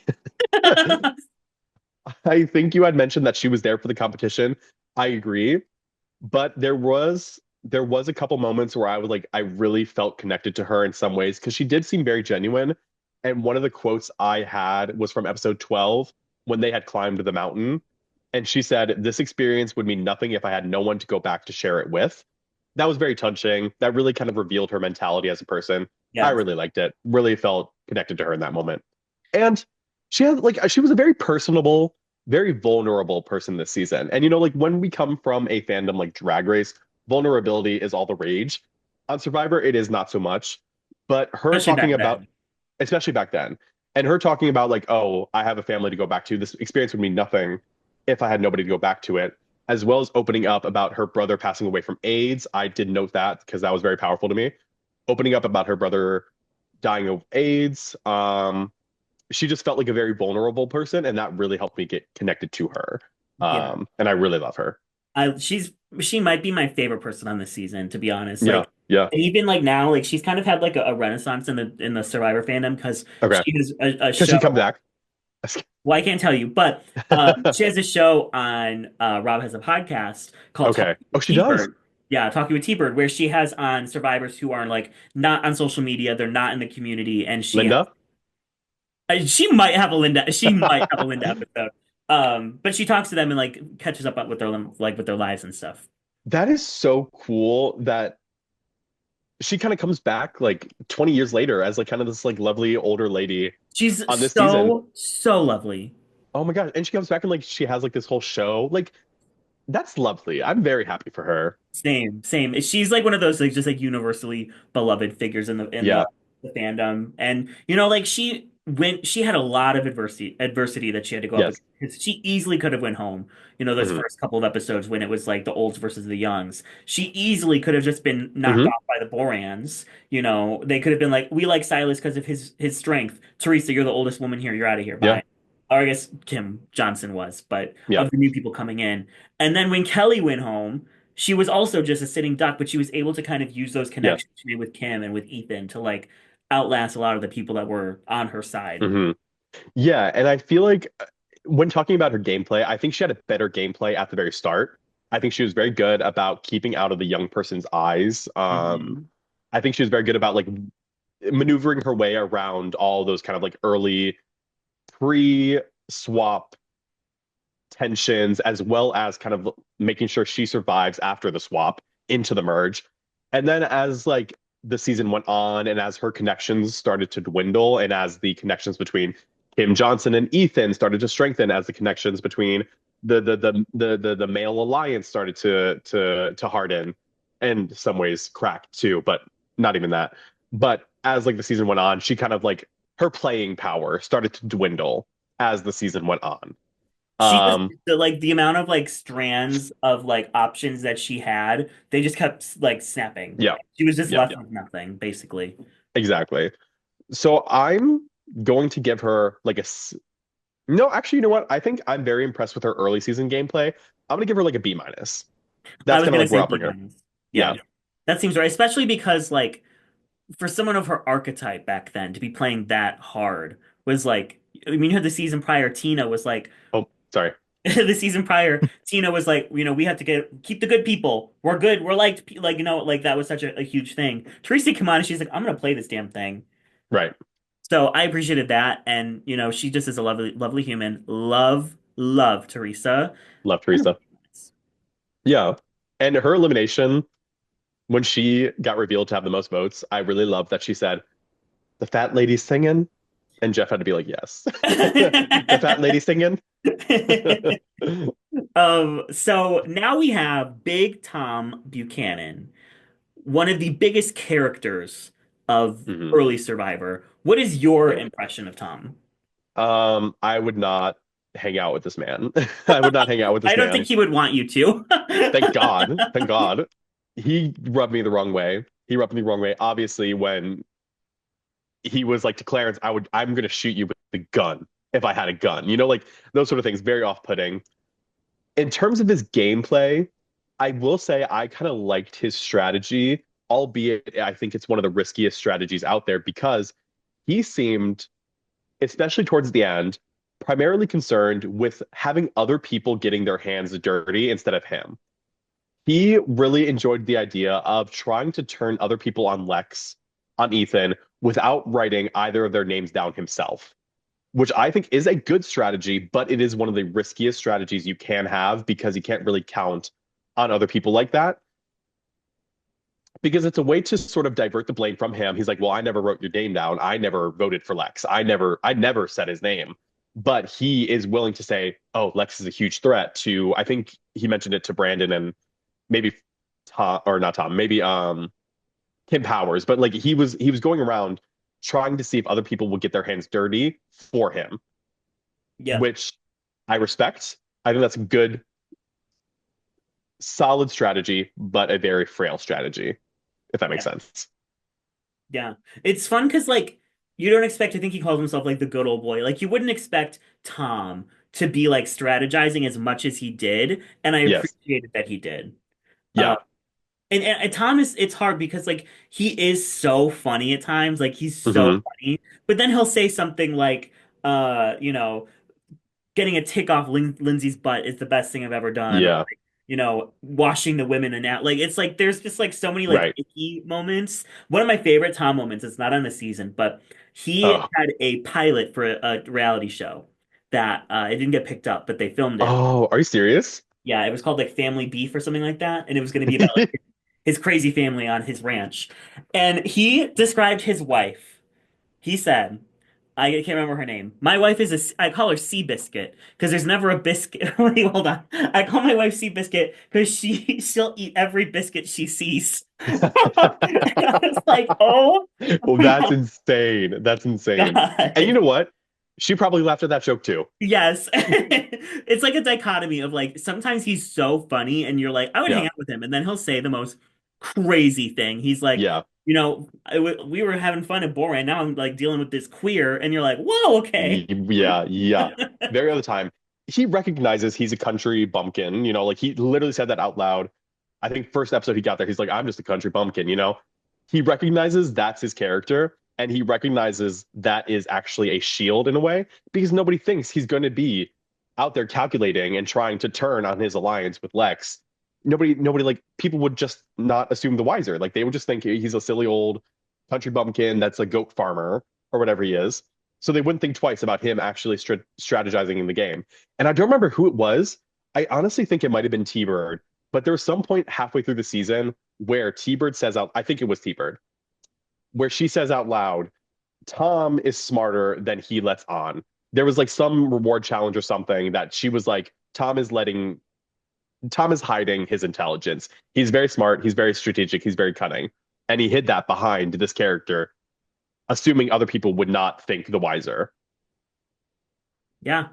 And I agree with all of that. I do. Mhm. And it's kind of like he could have gone further. He was set up to go further, but at the top four, it's Ethan and Lex and Tom who have been in this kind Yes. of threesome alliance since the beginning. And yes, there's been fragments because Lex has done so many things at this point to kind of like lose the trust of Ethan and lose the trust of Tom. But I think at the same time they know if you go to the end with Lex, you're gonna win. Yeah.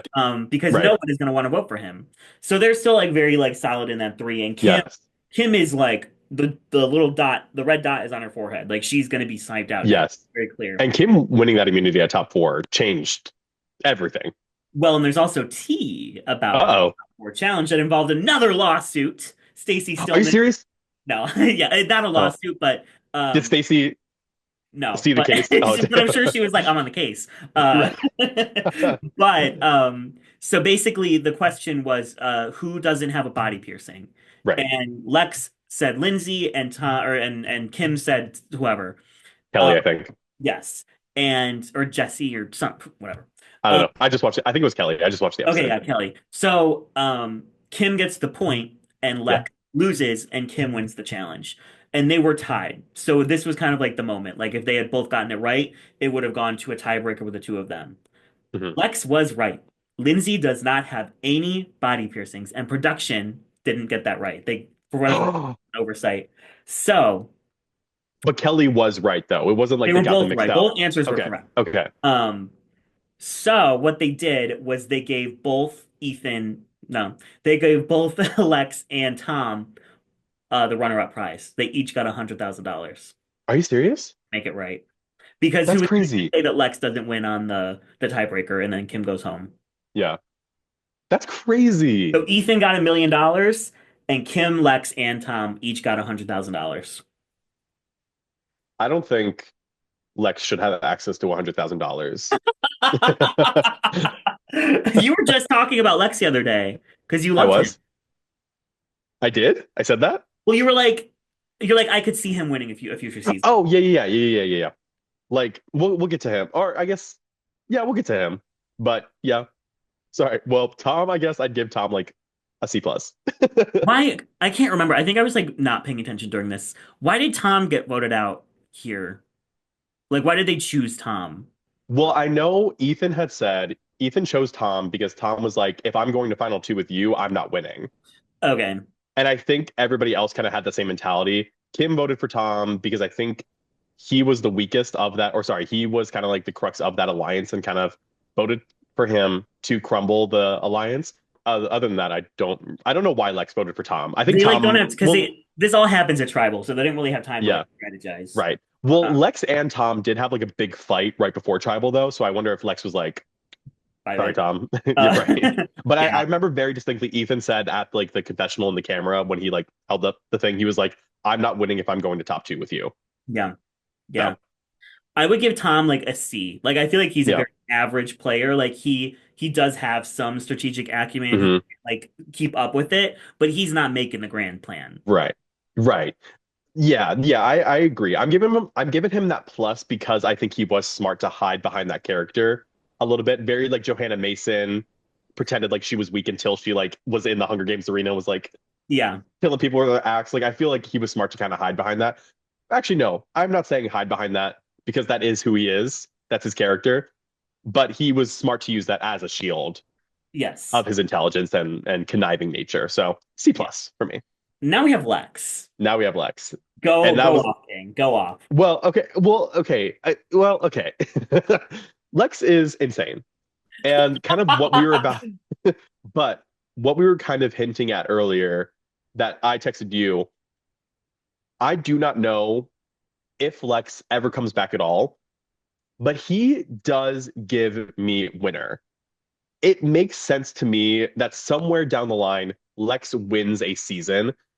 I think if I remember watching the season the first time, like a year and a half ago, I thought Lex was going to win. He does give me winner energy, just the way he is like as a character. Like I don't know how to describe it. Like sometimes when you're watching a season of Drag Race, you just know when somebody is a winner, even if they don't win the season. That's how I felt about Lex. Doesn't mean I like Lex all that much. Actually, no, I kind of like Lex, but he was so insane and so dramatic. Like when he got that first vote, I don't have the smoking out the snakes quote, but I do remember that one. But the other one I wrote down was, I'm gonna slit their throats. Yep. Like, girl, my He God. said, I'm gonna make incredible TV. I'm here to do Yes, one thing, and that is yes. make good TV. And well, I think he was like there. I'm like, I'm gonna win this season Yeah. and make good TV while we're at it. Yeah, yeah, You yeah, know what I yeah. mean? Yeah. I feel like we talk about how Rich Hatch defined the gameplay of the season. I can see how Lex defined the character and drama of the season. Like this is like, yes, it is important to have strategic gameplay, but don't forget this is a reality TV show.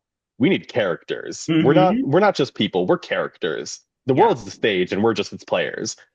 That's what I think Lex had. He was insane. The theatrics of his performance were crazy. I will say, what did I have in my notes? I will say he's a very smart, a very good player, but he's almost too smart. And I think his downfall was his paranoia.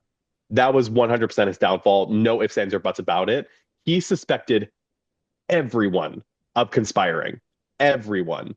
And kind of how I hinted at earlier, the minute somebody even gives him the slightest little bit of enabling, even if somebody gives him even the hint of a confirmation of the paranoia, what's like the adjective word of paranoia? Like the paranoid thoughts that he had been having. If a single person enables that in any way, he runs for it. Brandon said in passing, "Oh, Kelly's playing both sides. Lex, Kelly's gone." I don't remember what I think it was Kim Johnson. Kim Johnson said, "Oh, Tom has been talking behind your back. Lex, Tom, you're gone." Like he guns for it, he goes for it. But that was his downfall at the end game, I think, because he was just so focused on finding the people who were against him that he kind of forgot about the relationships he needed to build to carry him there. Kim, if he had focused more on with Kim and kind of building the foundation of that relationship, maybe she would have brought him to the end with her instead of Ethan. But he wasn't focused on that. He was just focused on getting out the people who may or may not have been threats to him. Um, but it also kind of confused me in a way. Also, I just ramble. I just yap, don't No, I? no, no. This is all great. This is all great. This is the amateur. This is because this is my first time. I'm like, Yeah. No, let me I'm look at this. I'm fully engaged in this. But his mentality of doing that confused me because I understand when he got that one random vote at top nine or top 10 or whatever it was. I understand getting that vote and being like, who the hell voted for me at that point? Sure, because it's like you hadn't really established yourself as a threat yet. He was kind of just a guy there and he gets a random vote. He gets a random stray and he's like, why, who voted for me? Why? But then he like still kept that mentality until the end of the season after he had won like four challenges in a row. He And was he would, winning everything. yes, and he would be acting shocked when he would suspect people of wanting to get rid of him. He would act shocked as if he wasn't the front runner of the season, as if he Hmm. wasn't the guy, the threat. And he's like, why? I just don't understand why anybody would want to vote for me. Dude, you just won a fucking Toyota Avalanche. You just got to deliver um, medication to AIDS patients down the road. You got to do all these things. You just won a trip to like a village down the road and got yourself some French fries. Like you've won all these things, Yeah. and you're acting shocked when people see you as a threat. You make Don't yourself the leader. Like you appoint Right? yourself the leader. Yes, exactly. And the wind blows hardest the closer you are to the mountaintop. You know what I mean?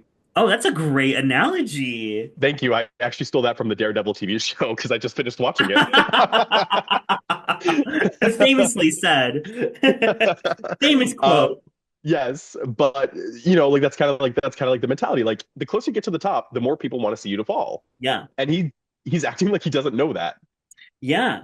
He which is was crazy. he He's was just insane. drunk with power. Like drunk Yes. with because so many times he would like go off and like speak for the alliance. Like he like roped in Brandon and Kim Johnson was like, why the fuck did you do that? Like, you Right. never asked us. Like, and that's what really gets like specifically Ethan and Tom to like kind of like be pulling away towards the end of the season and Hmm. constantly like flirt with the idea of maybe like double crossing him, but like never actually Yes. doing it. Um, but I think he's a great character. I think he'd be fun to hang out with. I want to hang out with Yeah. Lex. Yes. Um, I want to smoke with him. yes, yes, Yes. absolutely. I'll do an edible with Lex for sure. Right. And then just like the ultimate like or not the ultimate, the like epic downfall at the last minute. It's just great storytelling. You know It's what very Shakespearean. it is. It's It very is. Shakespearean. Yes. Very like Macbeth. I don't know. Have you ever read Macbeth? I'm sure in high school you did. Mm-mm. Like very Macbeth when like Macbeth becomes king and he starts all of a sudden like seeing all these ghosts and everything, and he like starts to think everybody's conspiring against him. That is Lex. Like Lex is very Macbeth. Lex is very Shakespearean. His like little downfall, Mm-hmm. very theatrical. It's very iconic. Yeah. Well, and it's kind of like an archetype that we're going to see a lot where like these people like put themselves into positions of power and then are like shocked when that's Right. like their undoing. Yeah, But exactly. part of like and one of this is my biggest thing in when I play my games is I can get myself into a great spot. Like I can win stuff, I can have alliances, I can be playing whatever. But people will catch on and they will vote you out. That's just Yes, how this game works. it is. Yeah. You can't do too good too early. You got to Hmm start doing good. Like I think Miss Wigglesworth, like she who shall not be named, she like I think if I recall correctly, like at the end of season one, she won like five challenge or not five. She like won like the last three challenges Yeah. right when it mattered most. You know what Yeah. I mean? Which like in a season of Drag Race, like you can win a couple challenges early on. It's not going to change anything if you win a couple challenges. And it doesn't matter when you pull ahead as long as you are ahead at some point. Survivor, you can't pull ahead too early. You really got to pull ahead when it matters most, and that is at the very end. That is when it Yes. matters the most.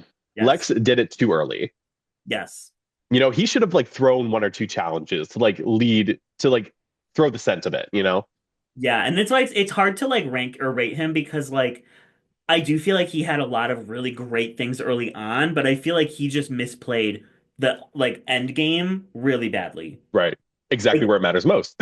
he should not have been there with Ethan and Lex or Ethan and Tom. Like I know that you had this like this pact between you, but you know that they're talking against you, so just take Yes, them out. Uh exactly. so I would give him like I think that averages to like a B minus for Lex. Yeah. What did I give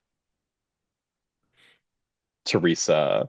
I give Teresa B minus, I think. So I'm gonna give Lex like a B. I think Lex is like a tier above Teresa, I think. Yeah, I would yeah.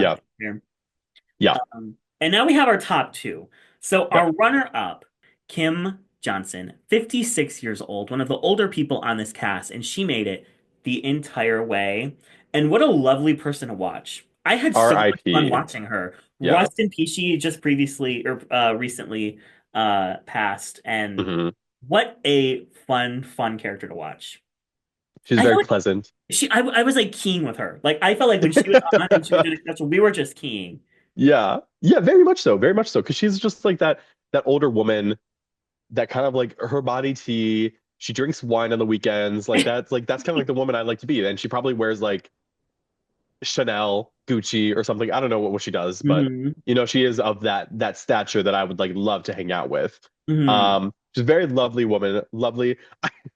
I just noticed I put in my notes, hydrated, unbothered. The Kim Johnson story. The Kim Johnson story. No, and I honestly feel like she didn't play like an outstanding, insane game, but like I feel like she knew when to like pivot a little bit. Yes, I recall very distinctly. I really love her storyline of kind of in the early days, she was kind of the one-sided to go home in those first couple of eliminations. And the story to her top two, I really love and really respect and really enjoy that storyline. And I think she had a couple good moments of gameplay, such as doing the L for Lindsey. In addition, I think around top six, top five, she kind of picked up on the fact that there was a little bit of fragility in the alliance between Tom, Lex, and Ethan. And she tried her best to exploit that.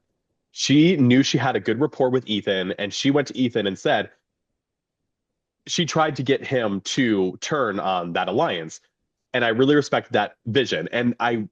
It even became a characteristic that other people noticed because I think Teresa even mentioned, "Good job, Kim. Like you're actually trying now." So I think it was like a confessional, but like Teresa at some point Hmm. said like, "Good job for trying," you know, and that wasn't a shady, but like you're actually trying now. You're actually like in this game. And Kim was very smart, I think, to work to exploit that, and I think it did benefit her in the long run. Um, because she fed into that paranoia of Lex. She fed into Tom being more annoyed with Lex. She fed into Ethan being more annoyed with Lex. Once Ethan lost that car, he was already on thin ice with Lex. And then Kim came in after that challenge and said, he's gonna win again. And that kind of like turned Ethan a little bit on Lex. So she was very smart for that. And I really respect that. And I think that was one of the highlights of her gameplay for me. Yeah. Well, and like when like looking at this cast, this is not a cast of great players. You know what I mean? No, Like no. I would say that Teresa, Kim, Ethan, and Lex were probably the four best, but Mm, none of them played like a stellar, insane game. no. Like, changed the history of the game. Like none of them were like that great. But I think Kim was really up there because she was able to like kind of fade into the background a bit and Yes. let other people like take each other out or whatever. And like, she would like play follow the leader. But then when it came time, she's like, oh, I'm next. Like, Right. she won her shit. She She made, did. I think, optimal moves to get herself to the top two. Now, some people think she should have taken Lex, and she would have beaten Lex, but that's not 100%. Um, Yeah. She even said in the reunion, she's like, I don't think I was gonna beat either of them. I don't think she would have beat either. Yeah. Um, Yeah. Oh, and I actually did watch the reunion for this video as well, what by do the you way. think? It was like, first off, who Jeff Probst was not emceeing the Nope. reunion. Who was Nope. that man? Who was that? I don't know. I think he was like an interviewer. He was like a news personality back I thought then. that was like Mark Burnett for a second. I was like, is that him? The Um, Mark Burnett. but Kim said in that reunion, she's like, I was never gonna win against either of them. She was playing And Kingmaker, and I think she really got along with Ethan. Ethan is obviously yes, a really, really nice young guy who like this yes, money would change his entire life. right. Not saying Lex didn't deserve the money, but like, it was But just like like, Lex has a family, a wife. Ethan hmm is like this young kid from New York City. hmm This would change his life, you know? yeah. Yeah. Um, I would give Kim a B minus. Yeah. I gave Lex a B. I would give like Kim a B plus. Oh, I you give think Kim a Kim B. played better than Lex? I do think played better than Lex because Lex was so hindered by his paranoia, Yeah. while rather Kim was hydrated, unbothered. She took a back seat until it mattered, and she started playing. You know what I mean? Yeah, yeah. So I put her above. Mm, I feel like a B plus is too high. Okay, here's what I'm gonna do. T-Bird goes from a B minus to a C plus. Lex is gonna go to a B minus. Kim Johnson is gonna go to a B. That's where I'm going. Okay, that's fair. That's my Fair. fave. Um, it's just like I just really loved a lot of her gameplay. Like I said, her winning immunity at top four changed everything. It really changed the end game entirely. And the other thing I was getting at earlier when I said T-Bird stiff as a statue for that first immunity challenge, in the last one, she did not move a muscle. She She was was really there. like, She was well, and there's T that so Ethan went out really more quick, T. and Yes. people were like, "Whoa!" The cameraman puked because he was so overheated and dehydrated, and Ethan hates puke, so it kind of like See, I threw would have off sued his over game. that. Yeah. So Kim was probably like, "Oh, oh, tough luck, Ethan." Oh no, Ethan, I'm so sorry for you. She really like Um, when she needed to like come in clutch, like she did. So Yeah. I love in Survivor when there's just like an end game complete dominant. I love in any reality show when there's like a complete end game clutch where you're like fading into the background and at the very end you start winning all these challenges. Chloe V2 on Drag Race Hispania season 4. I'm trying to think who else. Miss Jade So on Philippines too. Like I love endgame players. I'm trying to think of US example, but who'd be like a good one? Like maybe diabetes. Diabetic. Yeah. Either way though, love an endgame player. Kim was an endgame player. Really love that. Really love that. Um, oh my God. And I know we already gave the scores here, but I had another note that I saw that I forgot about. During the shot when they're doing like the top three walk, like the memorial walk with Oh all yeah, like the yeah. dead, when they do that, whatever they call that. It was so funny because they included a shot of Kim wiping a tear from her cheek. But girl, there was nary a tear there.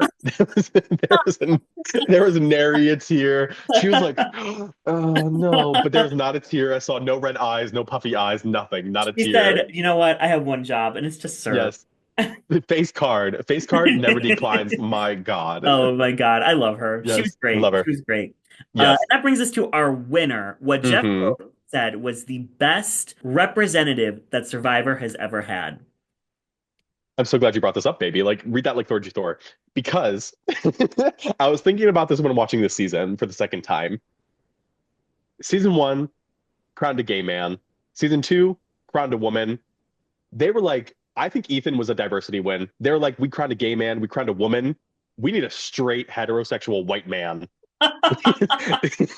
We're too overdue. We need to do this now. We got It's to get now or we're gonna never. get right, right. It's especially like punctuated even more when Vecepia, a black woman, wins Yes. season four. They're like, I think they were like, okay, wait, we're this is not what we're worried about right now.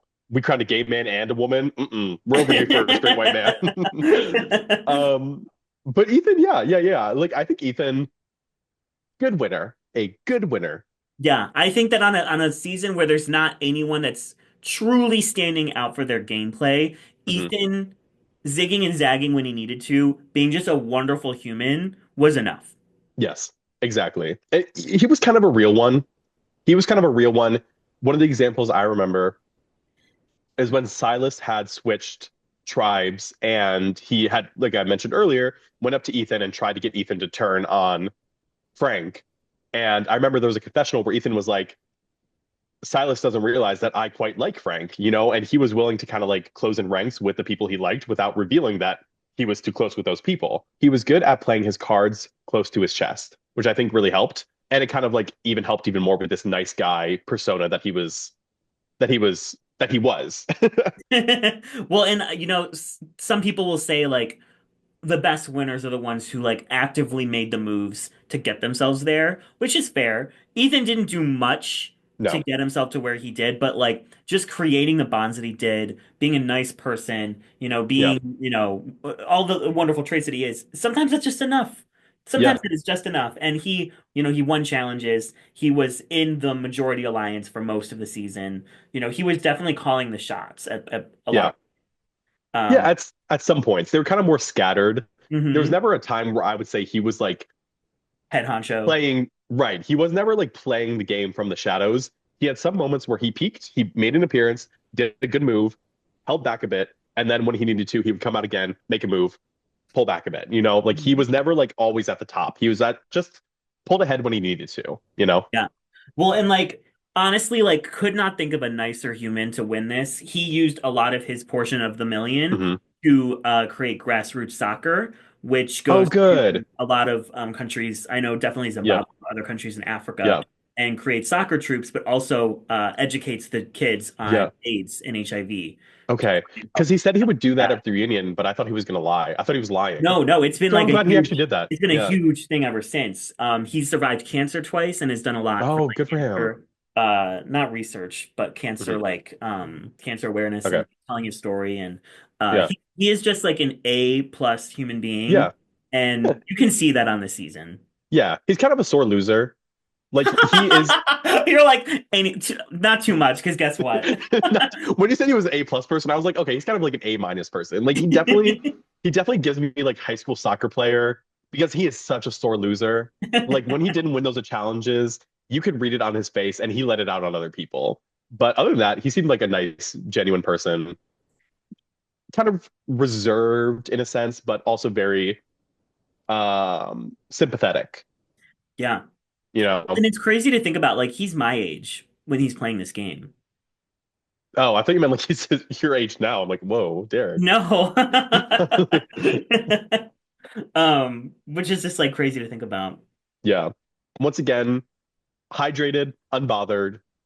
Like his skin, perfect. Like, Oh, you would not know that he was out in like the wilderness for 39 days right. because How, the hair, fluffy and bouncy and curly and like, what the well, the fuck? hair, I was like, it looks, I could tell like he hadn't washed it for like 39 days. But no, there was like a shot. I remember when Tom went home, when he voted for Tom, they did a zoom up on his face. And I remember like, I mind you, this was like 5 hours ago that I watched this. Zoom up on his face, his skin, perfect. Hydrated, nary a scar, nary a speck of dirt A in that blemish, skin, nary a blemish. I was like, my God, that skin, magical. skin clear, body tea, Ethan's on the story. Hmm. Yep, yep. Hair But bouncy, hair curls bouncy. curling. And you know what? My favorite part too, he has he had those little old man glasses that he wore. Yes. Those were so adorable. Like the glasses specifically, those were so adorable. Yeah. But I yeah, Ethan is one of my favorite winners of all time. hmm I love him. I would give him a B. I think that yeah, he maybe he didn't do a bunch to like get himself to the place where he won, but he never there's not really many things that you can point to that he ever did wrong. yeah, yeah, exactly. And kind of one of the themes that they were really trying to hit home at the end of the season, especially, is trying to say you don't get to the final two by accident. They said that a dozen times in like the last two episodes. You don't get to the end by accident. And Ethan, though he didn't do a lot, obviously he didn't get there by accident. Sure, there's a little bit of luck involved, which he did cite as one of the five characteristics of Survivor when Frank asked, "What are the five characteristics of Survivor if you need to win?" And he's like, "Oh, you need like strength, intelligence, and a little bit of luck. With a wink, A he said little a bit, little bit of luck. a little bit of pixie dust, as it were." Um, but I think he really kind of pulled ahead when he needed to. I don't think his game was as good as Kim Johnson, but I do think that he was just a nice, genuine guy, which sometimes in Survivor is all you need. You just need to be a nice person. And especially in these early days where they vote on like integrity and niceties compared to like modern seasons that I've watched, where it's Mm. more like, what was the shadiest thing you've done? And if it's the most shady, I'm voting for you to win. You know what I mean? Like they appreciate gameplay nowadays, but back then they appreciated integrity, sportsmanship, etc. Yes. And Ethan was kind of that to a T. And plus, I also think Kim Johnson flubbed the final tribal, and Ethan kind of did really good. Yeah, Ethan is a great speaker and he's very Mhm. charming. Yes, very. Yeah. So what would you give him? So I gave Kim a B. I'd give him like a B minus. I Okay. think Kim had the best gameplay of the season. Okay. Ethan a B minus. Slay. So that is all the players on Survivor Africa. Yeah. How would you like rank this season with the first two? It's so season one is going to be number one of these three. Season one is number one for sure. Point blank period. I'm yeah, I'm gonna say one, two, three. I'm gonna say one, two, three. Australia was kind of a sluggish. This was really sluggish to me, though I like the characters. I honestly would say one is number one and two and three tied for number two. They're kind of like on a Okay. similar level to me. But yeah, how would you? I would, it's close. I think this is very close to season one for me. Really? I think there's a lot of fun characters. I think both of them do have their like boring moments. But Right. I think they both have really good winners. Um, so I would probably say one just because there's so many just like iconic Sure. moments, snakes and rats and all of Sue Bird, um Sue Sue Boran. Penguin. Um, but I would say this would be my second, and then I would put Australia third. Okay. Okay. What about Australia puts it in last place for you? What about the season puts it above Australia for you? I think I like a lot more of the people. They're a lot more Okay. memorable people to me. Okay. And I think the storylines are better fleshed out. Okay. Like I think you can Yeah. easily track everyone's storylines, whereas in Australia it was less about the story and more about like, oh, we're surviving. Yeah. That's true. I actually didn't think about that. I would say like these storylines are more easily definable Hmm. than season two. I will give you that. That's actually you. Hmm. Like You would have actually convinced me. I don't what know. was Keith's storyline? Who? What was Elizabeth Hasselback or Roger's storyline? You made these people up. Who? I know. I remember Roger. Enough. Roger had the They hat. all Roger. made the top five. Roger had the hat. I remember who that Yes. is.